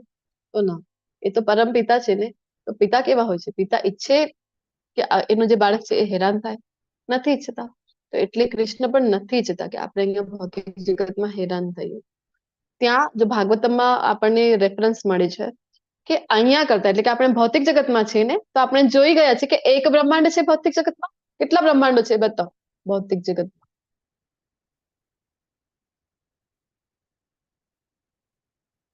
હરે કૃષ્ણ. 14 બ્રહ્માંડ. 14 તો એક બ્રહ્માંડમાં લોક છે. આ બ્રહ્માંડો કેટલા છે ભૌતિક જગતમાં આપણે છીએ ને? કેટલા બ્રહ્માંડો છે ટોટલ? અસંખ્ય બ્રહ્માંડ. અસંખ્ય બ્રહ્માંડો છે. આપણે જોઈ ગયા છીએ મહાવિષ્ણુના રોમકૂપોથી અસંખ્ય બ્રહ્માંડોની ઉત્પત્તિ થાય છે. તો આ અસંખ્ય બ્રહ્માંડો કાઉન્ટ કરીને પણ જેટલી પણ સંખ્યા થાય છે એના કરતા જો એ ચોથું ભાગ થઈ ગયું. જો એક સર્કલ લઈએ આપણે, એના જો 4 પાર્ટ કરીએ તો એનો જે 1/4 પાર્ટ છે એટલી જ આ ભૌતિક જગતની વસ્તી છે. તો પછી આધ્યાત્મિક જગતની વસ્તી કેટલી થઈ? 3/4 જે પાર્ટ છે એટલી વસ્તી છે આધ્યાત્મિક જગત. ભક્તોની ત્યાં કમી છે? ભગવાનની સેવા કરવા વાળા પાર્ષદોની કમી છે? નથી. ભૌતિક જગત કરતા વધારે વસ્તી ત્યાં છે. પરંતુ ભગવાન ઈચ્છતા નથી ને કે આપણે હેરાન થઈએ, આપણા માટે આ જ્ઞાન આપી રહ્યા છે. તો આવા આસુરી ગુણો સાથે ક્યારે પણ ધામમાં આપણને એન્ટ્રી મળવાની નથી. તો શું કરવાનું છે પછી? તો કુશળતાપૂર્વક તમારી સંગતને પસંદ કરો. આપણે પણ આવા સંગમાં રહીશું. આજે આપણે એક્ઝામ્પલ લીધો, કચરાની ટોપલીમાં રહીએ તો પછી એ જ ગુણ, એ મોગરાની ફૂલમાં એ જ સુગંધ છે આવી જાય છે, એ જ દુર્ગંધ મળી જાય છે. સેમ વે, જો સારો સફરજન છે, ઘણા બધા સારા છે પણ એક પણ ખરાબ આવી ગયું તો બધાને ખરાબ કરી દેશે. તો રોંગ એસોસિએશન જો આપણે પસંદ કરીએ તો આપણે પણ ફસાઈ જઈએ છીએ. તો આપણું પણ કર્તવ્ય છે કે આપણા બાળકોને આપણે કેવા એસોસિએશનમાં મૂકી રહ્યા છે, એ આપણા પેરેન્ટ્સ નો કર્તવ્ય છે. એમને પણ આવો સારો એસોસિએશન આપવું એ આપણી જવાબદારી છે. તો શુદ્ધિકરણની પ્રક્રિયા કઈ છે? તો ભક્તિમય સેવાઓ જે કરી રહ્યા છે એ શુદ્ધિકરણની પ્રક્રિયા છે. કઈ કઈ છે? કે જેમ આપણે જપ કરીએ છીએ, ઇસ્કોનમાં જે કઈ કરી રહ્યા છે, આપણે શું કરી રહ્યા છે? જપ. તો આપણે વાત કરી કે જપ કરીએ, શાસ્ત્રોનો શ્રવણ કરીએ, એ શું થઈ ગયું? અભ્યાંગ શુચિ આપણે કરી શકીએ. તો શુદ્ધતાની પ્રક્રિયા છે બધી. પ્રસાદનું સન્માન કરવાનું, કૃષ્ણને અર્પણ કરીને પછી પ્રસાદ લેવાનો, આ બધી નાની નાની ભક્તિમય સેવાઓ કરી રહ્યા છે, એ બધી શુદ્ધિકરણની પ્રક્રિયા છે. તો આવી રીતે આપણા અંદરના રાક્ષસને આપણે પરાસ્ત કરી શકીશું. તો દિવ્ય ગુણો મોક્ષ તરફ લઈ જનારા હોય છે અને આસુરી ગુણો બંધનકારક હોય છે. કયું બંધન છે અહીંયા? કયા બંધનમાં મૂકી દેશે આસુરી ગુણ? બોલો, શું થશે આસુરી ગુણોથી વારંવાર? જન્મ અને મૃત્યુ નો ફેર. જન્મના મૃત્યુનો જે ચક્ર છે એમાં ફસાઈ જઈશું. પુનરપી જન્મમ પુનરપી મરણમ પુનરપી જનની જઠરે શયનમ. તો આવી રીતે આપણને આ બંધનકારક હોય છે. હે પાંડુપુત્ર, તું ચિંતા કરીશ નહીં. માં શુચો કહી રહ્યા છે અહીંયા ભગવાન. શું કામ? કારણ કે તું દિવ્ય ગુણો સાથે જ જન્મેલો છે. આપણે વાત કરી કે વારંવાર સર્ટિફિકેટ છે ભગવદ ગીતામાં અર્જુનજીને અપાઈ રહ્યા છે. કારણ કે આ જ્ઞાન વાસ્તવમાં અર્જુનજી માટે તો છે જ નહીં. દિવ્ય પાર્ષદ છે એ ભગવાનના બધા અવતારમાં ભગવાન સાથે નિત્ય આપતા હોય છે. પરંતુ આ જ્ઞાન કોની માટે છે? તો સાસુ ને વહુનો જે ઉદાહરણ આવે છે ને, કે વહુ છે એને શાકમાં મીઠું વધારે નાખી દીધું ક્યારેક ભૂલથી, તો સાસુ છે શું કરે? એ જે નવી વહુ આવેલી છે એને કહે છે ડાયરેક્ટ, શું કરશે? પોતાની દીકરીને કહે છે, શાકમાં મીઠું થોડું વધારે નાખી દીધું છે, થોડું ધ્યાન રાખવાનું ને. તારું ધ્યાન ક્યાં હતું? તો વાસ્તવમાં હવે એ સાસુને ખબર છે કે રસોઈ કોણે બનાવી છે, ને વહુને ખબર છે. તો એને એ સમજી ગઈ સાંભળીને, અને ખોટું એ ન લાગે એને, એવી રીતે. તો આ જે કૃષ્ણ છે એ આપણને અર્જુનજીના મારફત આ બધું જ્ઞાન આપી રહ્યા છે. તો કારણ કે અર્જુનજીને તો કહી રહ્યા છે એ તો દિવ્ય ગુણો સાથે જ એમનું તો જન્મ થયેલું છે. તો પછી આ બધું જ્ઞાન છે કોની માટે? આટલું બધું જે જ્ઞાન આપી રહ્યા છે આ કોના માટે છે? આપણા બધા માટે છે. કારણ કે આપણે બધા છીએ જે પતિત જીવો છીએ. તો ભક્તિમય સેવા છે, આના સિવાય તો કોઈ ઉપાય છે જ નહીં ભગવત ધામ પ્રાપ્ત કરવાનું. તો શરૂઆત ક્યારે કરવાની? 60 વર્ષની પાછળ શરૂઆત કરવાની. અમે રિટાયર થઈ જઈશું ને બસ નક્કી, ત્યારથી જ કરીશું. અમે બધી ભક્તિની સેવા કરીશું, રીડિંગ કરીશું, જપે કરીશું. ત્યારથી કરવાની છે. ક્યારથી કરવાની છે ભક્તિની સેવા? બોલો. 12 થી 5 વર્ષના જન્મથી જ. જેટલા જલ્દી, જેટલી વહેલી તકે થઈ શકે. યસ, તમે બધા જેમ જણાવી રહ્યા છો, જેટલી વહેલી તકે થઈ શકે ત્યારથી ભક્તિની સેવાની શરૂઆત કરવી જોઈએ. કારણ કે ધ્રુવ મહારાજે 5 વર્ષની વયથી કરી હતી. પ્રહલાદ મહારાજે પોતાના જન્મની પહેલાથી એમની માતા કયાદુ જયારે ગર્ભવતી હતા એ સમયે એમના પતિ હિરણ્યકશિપુ એ તપ કરવા માટે, બ્રહ્માજીને પ્રસન્ન કરવા માટે ગયા હતા ને, અનેક અનેક વર્ષો સુધી આપણે જોયું હતું. કીડીના રાખડા જેવું બની જાય એટલી તપસ્યા કરી હતી. તો એ સમયે જે સ્વર્ગના રાજા ઇન્દ્ર જાય છે, એમને જયારે ખબર પડે છે કે કયાદુ ગર્ભવતી છે તો એ જાય છે. શું કામ? તો ગર્ભમાં જ એની હત્યા કરી નાખી. કારણ કે એ જે હિરણ્યકશિપુ છે એ જેટલું હેરાન કરી રહ્યો છે, એ સ્વર્ગના દેવતા પણ એનાથી ડરતા હતા એટલું. કારણ કે આતંક મચાવેલું હતું હિરણ્યકશિપુએ. તો એ વિચાર કરે છે કે એ જેટલું હેરાન કરે છે એનું બાળક કેટલું હેરાન કરશે, તો એને ગર્ભમાં જ મારી નાખી. કહેવાય છે ને કે ન રહેગા બાસ ન બજેગી બાંસુરી. ત્યારે નારદજી પ્રકટ થાય છે અને સમજાવે છે ઇન્દ્રને કે ના, આ તમને ખબર છે કે કોણ આવવાના છે? તો ઇન્દ્રજી કહે છે કે ના ના ખબર નથી, જણાવો ને. તો ત્યારે નારદજી કહે છે કે આ તો ભગવાનના મહાન ભક્ત શિરોમણી એ પ્રકટ થવાના છે. પછી નારદજી કયાધુને પોતે આશ્રય આપે છે અને જયારે ભગવત કથા હરિકથા જયારે કહીને સંભળાવે છે અને ગર્ભમાં જયારે પ્રહલાદ મહારાજ હતા ત્યારે જ એમને ભગવાનની ભક્તિ પ્રાપ્ત થઈ જાય છે નારદજીના સંગથી. તો જેટલી વહેલી તક થઈ શકે આપણને એમ થાય કે અમને તો આ જ્ઞાન અત્યારે મળેલું છે તો પછી જાગ્યા ત્યારથી સવાર આવો વિચાર કે આપણે પણ આ ભક્તિમય સેવામાં પોતાને લગાવી દેવું જોઈએ. અધરવાઇઝ આપણી જે લાઈફ સાયકલ ની જે ચેન છે એમાં આપણે ફસાતા રહીશું. તો જે લોકો આસુરી હોય છે તેઓ જાણતા નથી કે શું કરવું જોઈએ અને શું કરવું જોઈએ નહીં. તેઓમાં નથી પવિત્રતા. જો અહીંયા ભગવાન કહી રહ્યા છે પવિત્રતા કોની અંદર નથી હોતી, તો આસુરી વૃત્તિ જે ધરાવી રહ્યા છે એમની અંદર પવિત્રતા હોતી નથી. એટલા માટે નથી ઉચિત આચરણ કે નથી સત્ય જોવા મળતું. તો બાહ્ય શુચિ પણ નથી રાખતા જે આસુરી પ્રવૃત્તિ વાળા છે અને સાફ કપડાં પહેરવા, સ્નાન કરવાનું આ બધું કઈ જ નથી કરતા અને અભ્યંગ શુચિની તો વાત જ દૂર દૂર સુધી કોઈ સવાલ નથી ઉઠતો અને નથી કોઈ ઉચિત આચરણ અને સત્યતા પણ નથી. જે આસુરી પ્રવૃત્તિ વાળા લોકો છે ખબર જ નથી એમને કરવું શું જોઈએ, આ કરવું જોઈએ કે નહીં. આપણે કહીશું કે વહેલો ઉઠવું જોઈએ તો ઉઠવું જોઈએ કે નહીં પૂછીએ તો ખબર નથી અમને. ઉઠવું જોઈએ કામ તો કહે છે કે ના ખબર જ નથી અમને, કારણ કે ક્યારે શાસ્ત્રનું અધ્યયન કરેલું નથી ને ગુણો એવા સિલેક્ટ કરેલા છે, એવા ગુણોમાં એ આગળ વધેલા છે, એમને ક્યાંથી જ્ઞાન ક્યાંથી મળશે? તો અજ્ઞાનતા એ જ આસુરી ગુણનું પ્રતીક છે. તો એમને ખબર હોતી નથી. તેઓ શું કહે છે આસુરી પ્રવૃત્તિ વાળા લોકો કે આ જગત જે છે ને એ મિથ્યા છે, તેનો કોઈ આધાર નથી અને તેનું નિયમન કરનાર કોઈ ભગવાન નથી. જોયા છે તમે? કોઈ ભગવાન વગર હોતા નથી. જોયા છે તમે? તમે ગયા હતા જો આ ભગવદ ગીતાનું તમે કહી રહ્યા છો, તમે ગયા હતા જોવા કે ભગવાન બોલી રહ્યા છે અર્જુનજીની સમક્ષ કુરુક્ષેત્રની રણભૂમિ. તેમનું કહેવું છે કે તે કામેચ્છાથી ઉત્પન્ન થયેલું છે અને કામ સિવાય તેનું બીજું કોઈ કારણ નથી. બસ સ્ત્રી પુરુષના સંબંધ એનાથી આખું જગત છે એ બસ નિર્માણ થાય છે. એમાં શું એવું ભગવાનને ક્યાંથી લઈ આવ્યા છો વળી વચમાં? તો આવું એમ લોકોનું માનવું હોય છે જે આસુરી પ્રવૃત્તિ વાળા છે. આવા નિષ્કર્ષોને અનુસરનારા આત્મજ્ઞાન ગુમાવી દીધેલા બુદ્ધિહીનો આસુરી લોકો એવા અહિતકર અને ભયાવહ કાર્યોમાં પલવાયેલા રહે છે કે જે જગતની આવી શોધ કરતા હોય છે. અહીંયા આપણને લાગે કે ખૂબ મોટા જ્ઞાની છે, વૈજ્ઞાનિકો છે, પરંતુ શોધ કેવી કેવી કરે છે? પરમાણુ બમ જેવી જે વસ્તુઓ છે આવી બધી શોધ કરે છે, વાસ્તવમાં અંતે કઈ દિશા તરફ લઈ જાય છે? એ વિનાશની ઓર આપણને બધાને એ લઈ જાય છે. આપણને જે લાગી રહ્યો છે અત્યારે કે મેં તો વિકાસ की ओर एक कदम विकास की ओर, तो एक कदम विकास નજીક જઈ રહ્યા છે આપણે કે વિનાશની નજીક જઈ રહ્યા છે એ આપણે સમજવું જરૂરી છે. આ ઇન્ડસ્ટ્રીયલાઇઝેશન જે ચાલી રહ્યું છે, ઇન્ડસ્ટ્રી જેટલી વધારી દીધી છે આપણે, શું કરી રહ્યા છે આપણે? આનાથી જે આટલું પોલ્યુશન થઈ રહ્યું છે, આટલો બધો ધુમાડો થાય છે, અલ્ટિમેટલી આપણે બધા વિનાશની ઓર જઈ રહ્યા છે. જોઈ રહ્યા છે ને લદ્દાખમાં કેવી રીતે ગ્લેશિયર છે ગ્લોબલ વોર્મિંગના લીધે બધા મેલ્ટ થઈ રહ્યા છે. તો અત્યારે તો લદ્દાખથી શરૂઆત થાય છે, પરંતુ ધીરે ધીરે બધા જ પ્રદેશોમાં એ આવવાનું છે કે નહીં? એનું જે ખરાબ પરિણામ છે, દુષ્પરિણામ છે, એ બધાને જ ભોગવવાનું રહેવાનું છે. કોના લીધે થઈ રહ્યું છે આ બધું? આ બધું આપણા જ લીધે થઈ રહ્યું છે. આપણે બધા જ એના માટે જવાબદાર છીએ. તો આવા જે આસુરી પ્રવૃત્તિ વાળા લોકો છે આવી આવી વસ્તુની ખોજ કરશે કે જે અંતે વિનાશમાં, જે આપણે એક ઉદાહરણ લઈએ મોબાઈલ ફોનની શોધ કરી છે. આ કરતા હોય ત્યારે એમને શું લાગે છે કે ના કેટલું સારું આપણે કામ કર્યું છે.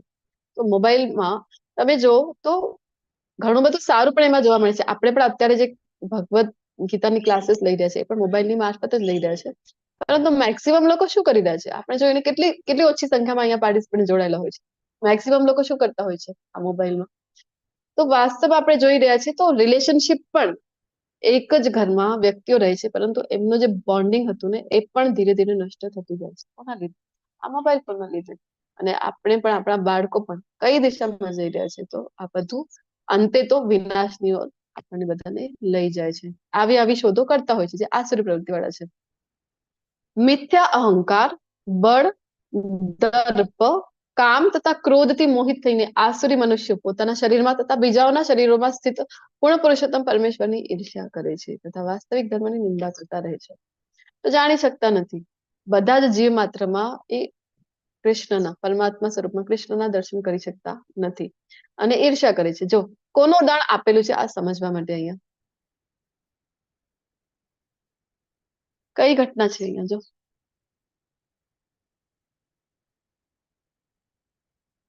પિક્ચર બધાને વિઝિબલ છે ને? કઈ ઘટના થઈ રહી છે અહીંયા? હરે કૃષ્ણ. છો ને બધા ક્લાસમાં?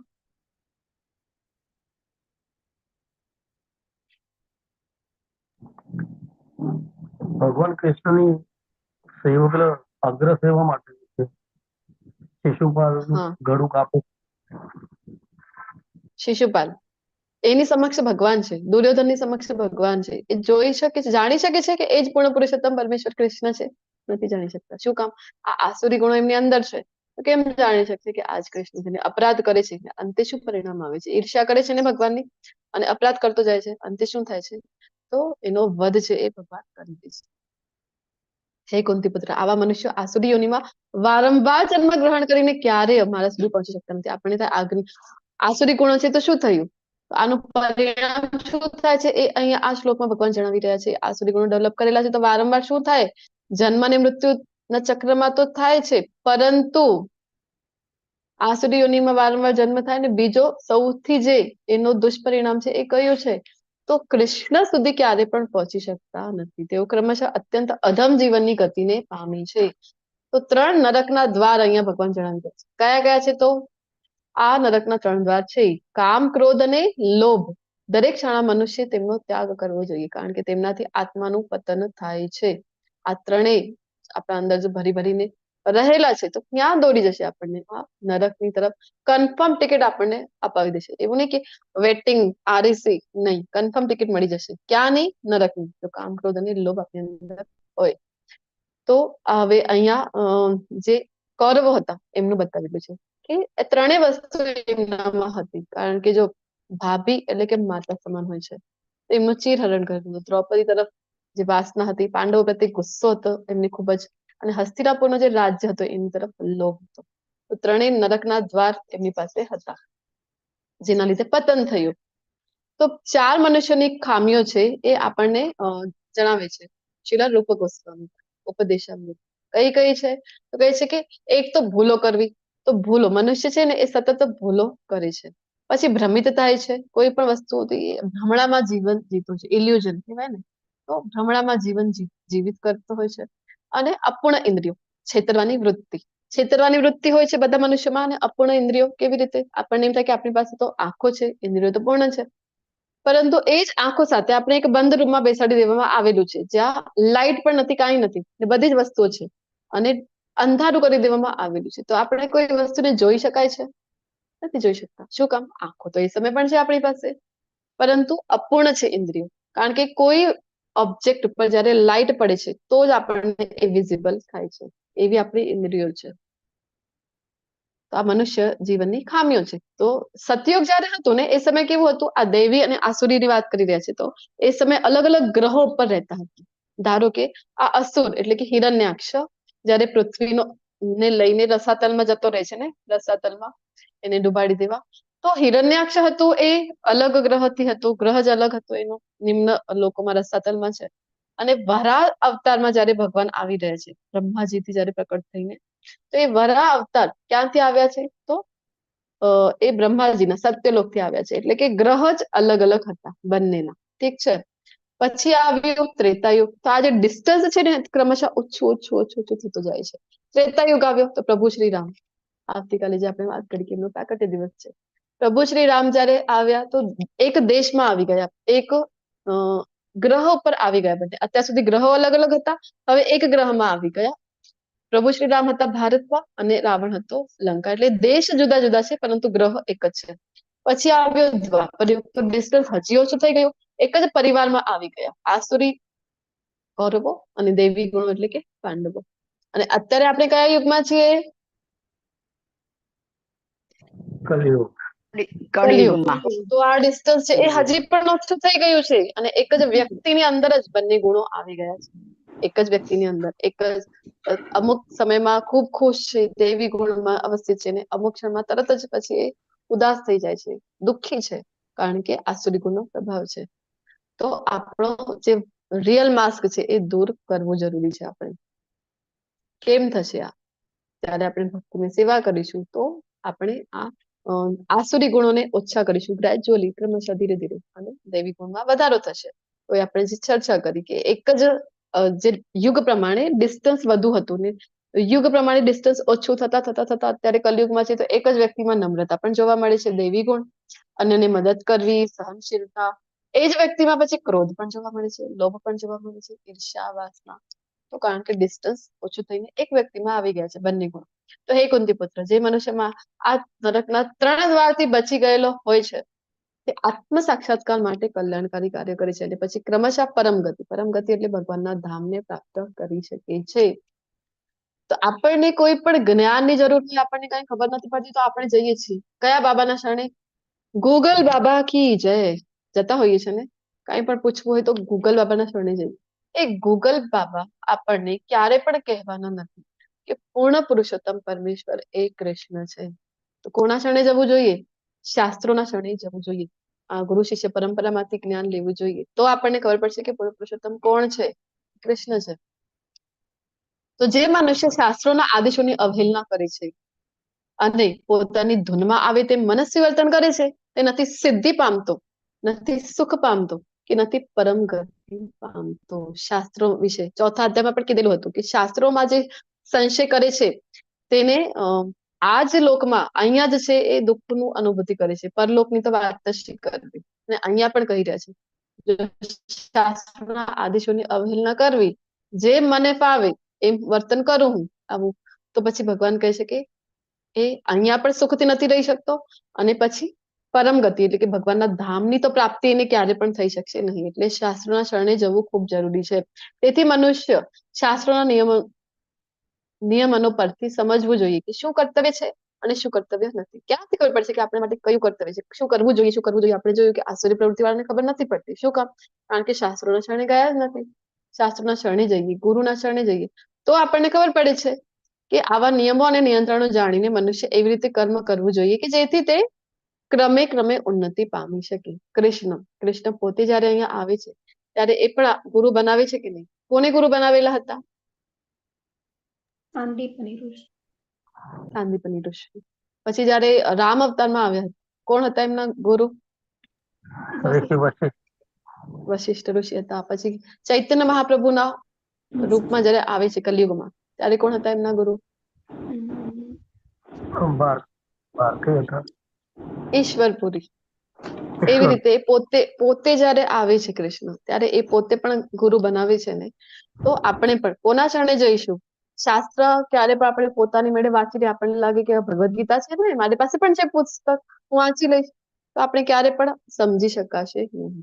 જ્યાં સુધી પરંપરામાંથી જ્ઞાન આપણે કોઈ ગુરુના શરણે નથી ગયેલા ત્યાં સુધી આ જ્ઞાન છે એ સમજવું કઠિન છે. અને આપણે આપણા રીતે વાંચીએ તો આપણને જે ઠીક લાગે છે એવું અર્થઘટન આપણે એનું કરી લેતા હોઈએ છીએ. સાચો અર્થ કોણ સમજાવે છે? આચાર્યોની પાસેથી જયારે પરંપરામાંથી જ્ઞાન લઈએ ત્યારે એનું અર્થ છે એ આપણને સમજાય છે. તો આપણા બધાની અંદરનો રાક્ષસ કયો રાક્ષસ છે? કામ, વાસના, ક્રોધ, લોભ, મોહ. આ બધા રાક્ષસોને કેવી રીતે દૂર કરી શકીશું? ભગવાનના પવિત્ર નામનું જપ કરી ને એને આપણે દૂર કરી શકીશું. તો આ અધ્યાયનું જે ટેક અવે મેસેજ છે, જે જીવનનો પાઠ સમાન છે, કયું છે?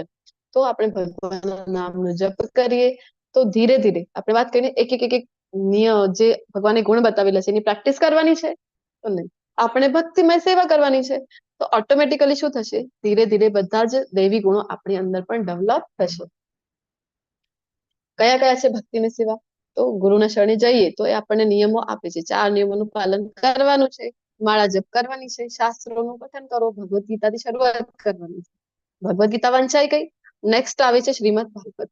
ભક્તિમાં સ્થિર થવું હોય, ભક્તિમાં ઉન્નતિ કરવી હોય, ખૂબ જ જરૂરી છે શ્રીમદ ભાગવતમનો આશ્રય લેવો. અહીંયા આપણે જોઈ શકીએ છીએ કે ફોરેનર છે, ડિવોટીસ છે, એમની ફેમિલી, તો એ લોકો કેવી રીતે જીવન નિર્વાહ કરે છે? ઘણા લોકોને થાય કે હા આ શું છે, ઇસ્કોન એટલે કે ફોરેનની સંસ્થા, આપણે ડે 1 માં પણ ચર્ચા કરી હતી. તો વાસ્તવમાં પ્રભુપાદજીએ ફોરેનરને પણ ઉલટાનું ભારતીય બનાવી દીધેલું. અહીંયા આપણે જોયું કે ધોતી કુર્તો કોઈને કહીએ તો તમે જે ફોરેનરને નામ રાખી રહ્યા છો, તમે પહેરીને બતાવો, ધોતી કુર્તો પહેરીને ઓફિસે જાઓ. આપણી જે સંસ્કૃતિ છે પરંતુ આપણને એ કરવામાં, શિખા રાખવામાં આપણને લજ્જાની અનુભૂતિ થાય છે. કેવા યુગમાં આપણે છીએ કે આપણને આપણું જે વૈદિક સંસ્કૃતિ છે, એ ભગવાન કૃષ્ણ દ્વારા આપેલા નિયમો છે એનું પાલન કરવામાં આપણને લજ્જા આવે છે. ઉલટાનું જે આપણને નરકની તરફ દોરી લઈ જાય છે એવી પ્રવૃત્તિઓ આપણે નિર્લજ્જપણું, આસુરી ગુણ, એ આપણે ખુશી ખુશી કરી રહ્યા છીએ. એવા યુગમાં આપણે બધા રહી રહ્યા છીએ. શું કરવું છે? આપણે શાસ્ત્રના શરણે જઈએ, ગુરુના શરણે જઈએ, એ આપણને જે પ્રમાણે નિયમો આપે એનું આપણે ફોલો કરીએ. આ નિયમોનું પાલન કરો, જપ કરો, અને એકાદશી જેવા વ્રતો જયારે આવે છે એ આપણે વ્રત કરીએ. ધીરે ધીરે શું થાય છે, આ બધી શુદ્ધિકરણની પ્રક્રિયાઓ છે. સૌથી મહત્વની જે યુગ પ્રમાણે છે એ છે નામ જપ. તો ચેન્ટ એન્ડ બી હેપી, જે આપણને આપણા આચાર્ય શ્રી પ્રભુપાદ કહી ગયા છે. તો આની સાથે 16મો અધ્યાય દૈવી તથા આસુરી ગુણ નામનો પૂર્ણ થાય છે. તમે બધા ખૂબ જ ધૈર્યપૂર્વક મને સાંભળી રહ્યા છે. ખૂબ ખૂબ વાંછા કલ્પતરુભ્યશ્ચ કૃપા સિંધુભ્ય એવ ચ પતિતાનાં પાવનેભ્યો વૈષ્ણવેભ્યો નમો નમઃ. અનંત કોટિ વૈષ્ણવ કી જય. પ્રભુપાદ કી જય. હરે કૃષ્ણ કૃષ્ણ કૃષ્ણ હરે હરે, હરે રામ રામ રામ હરે હરે.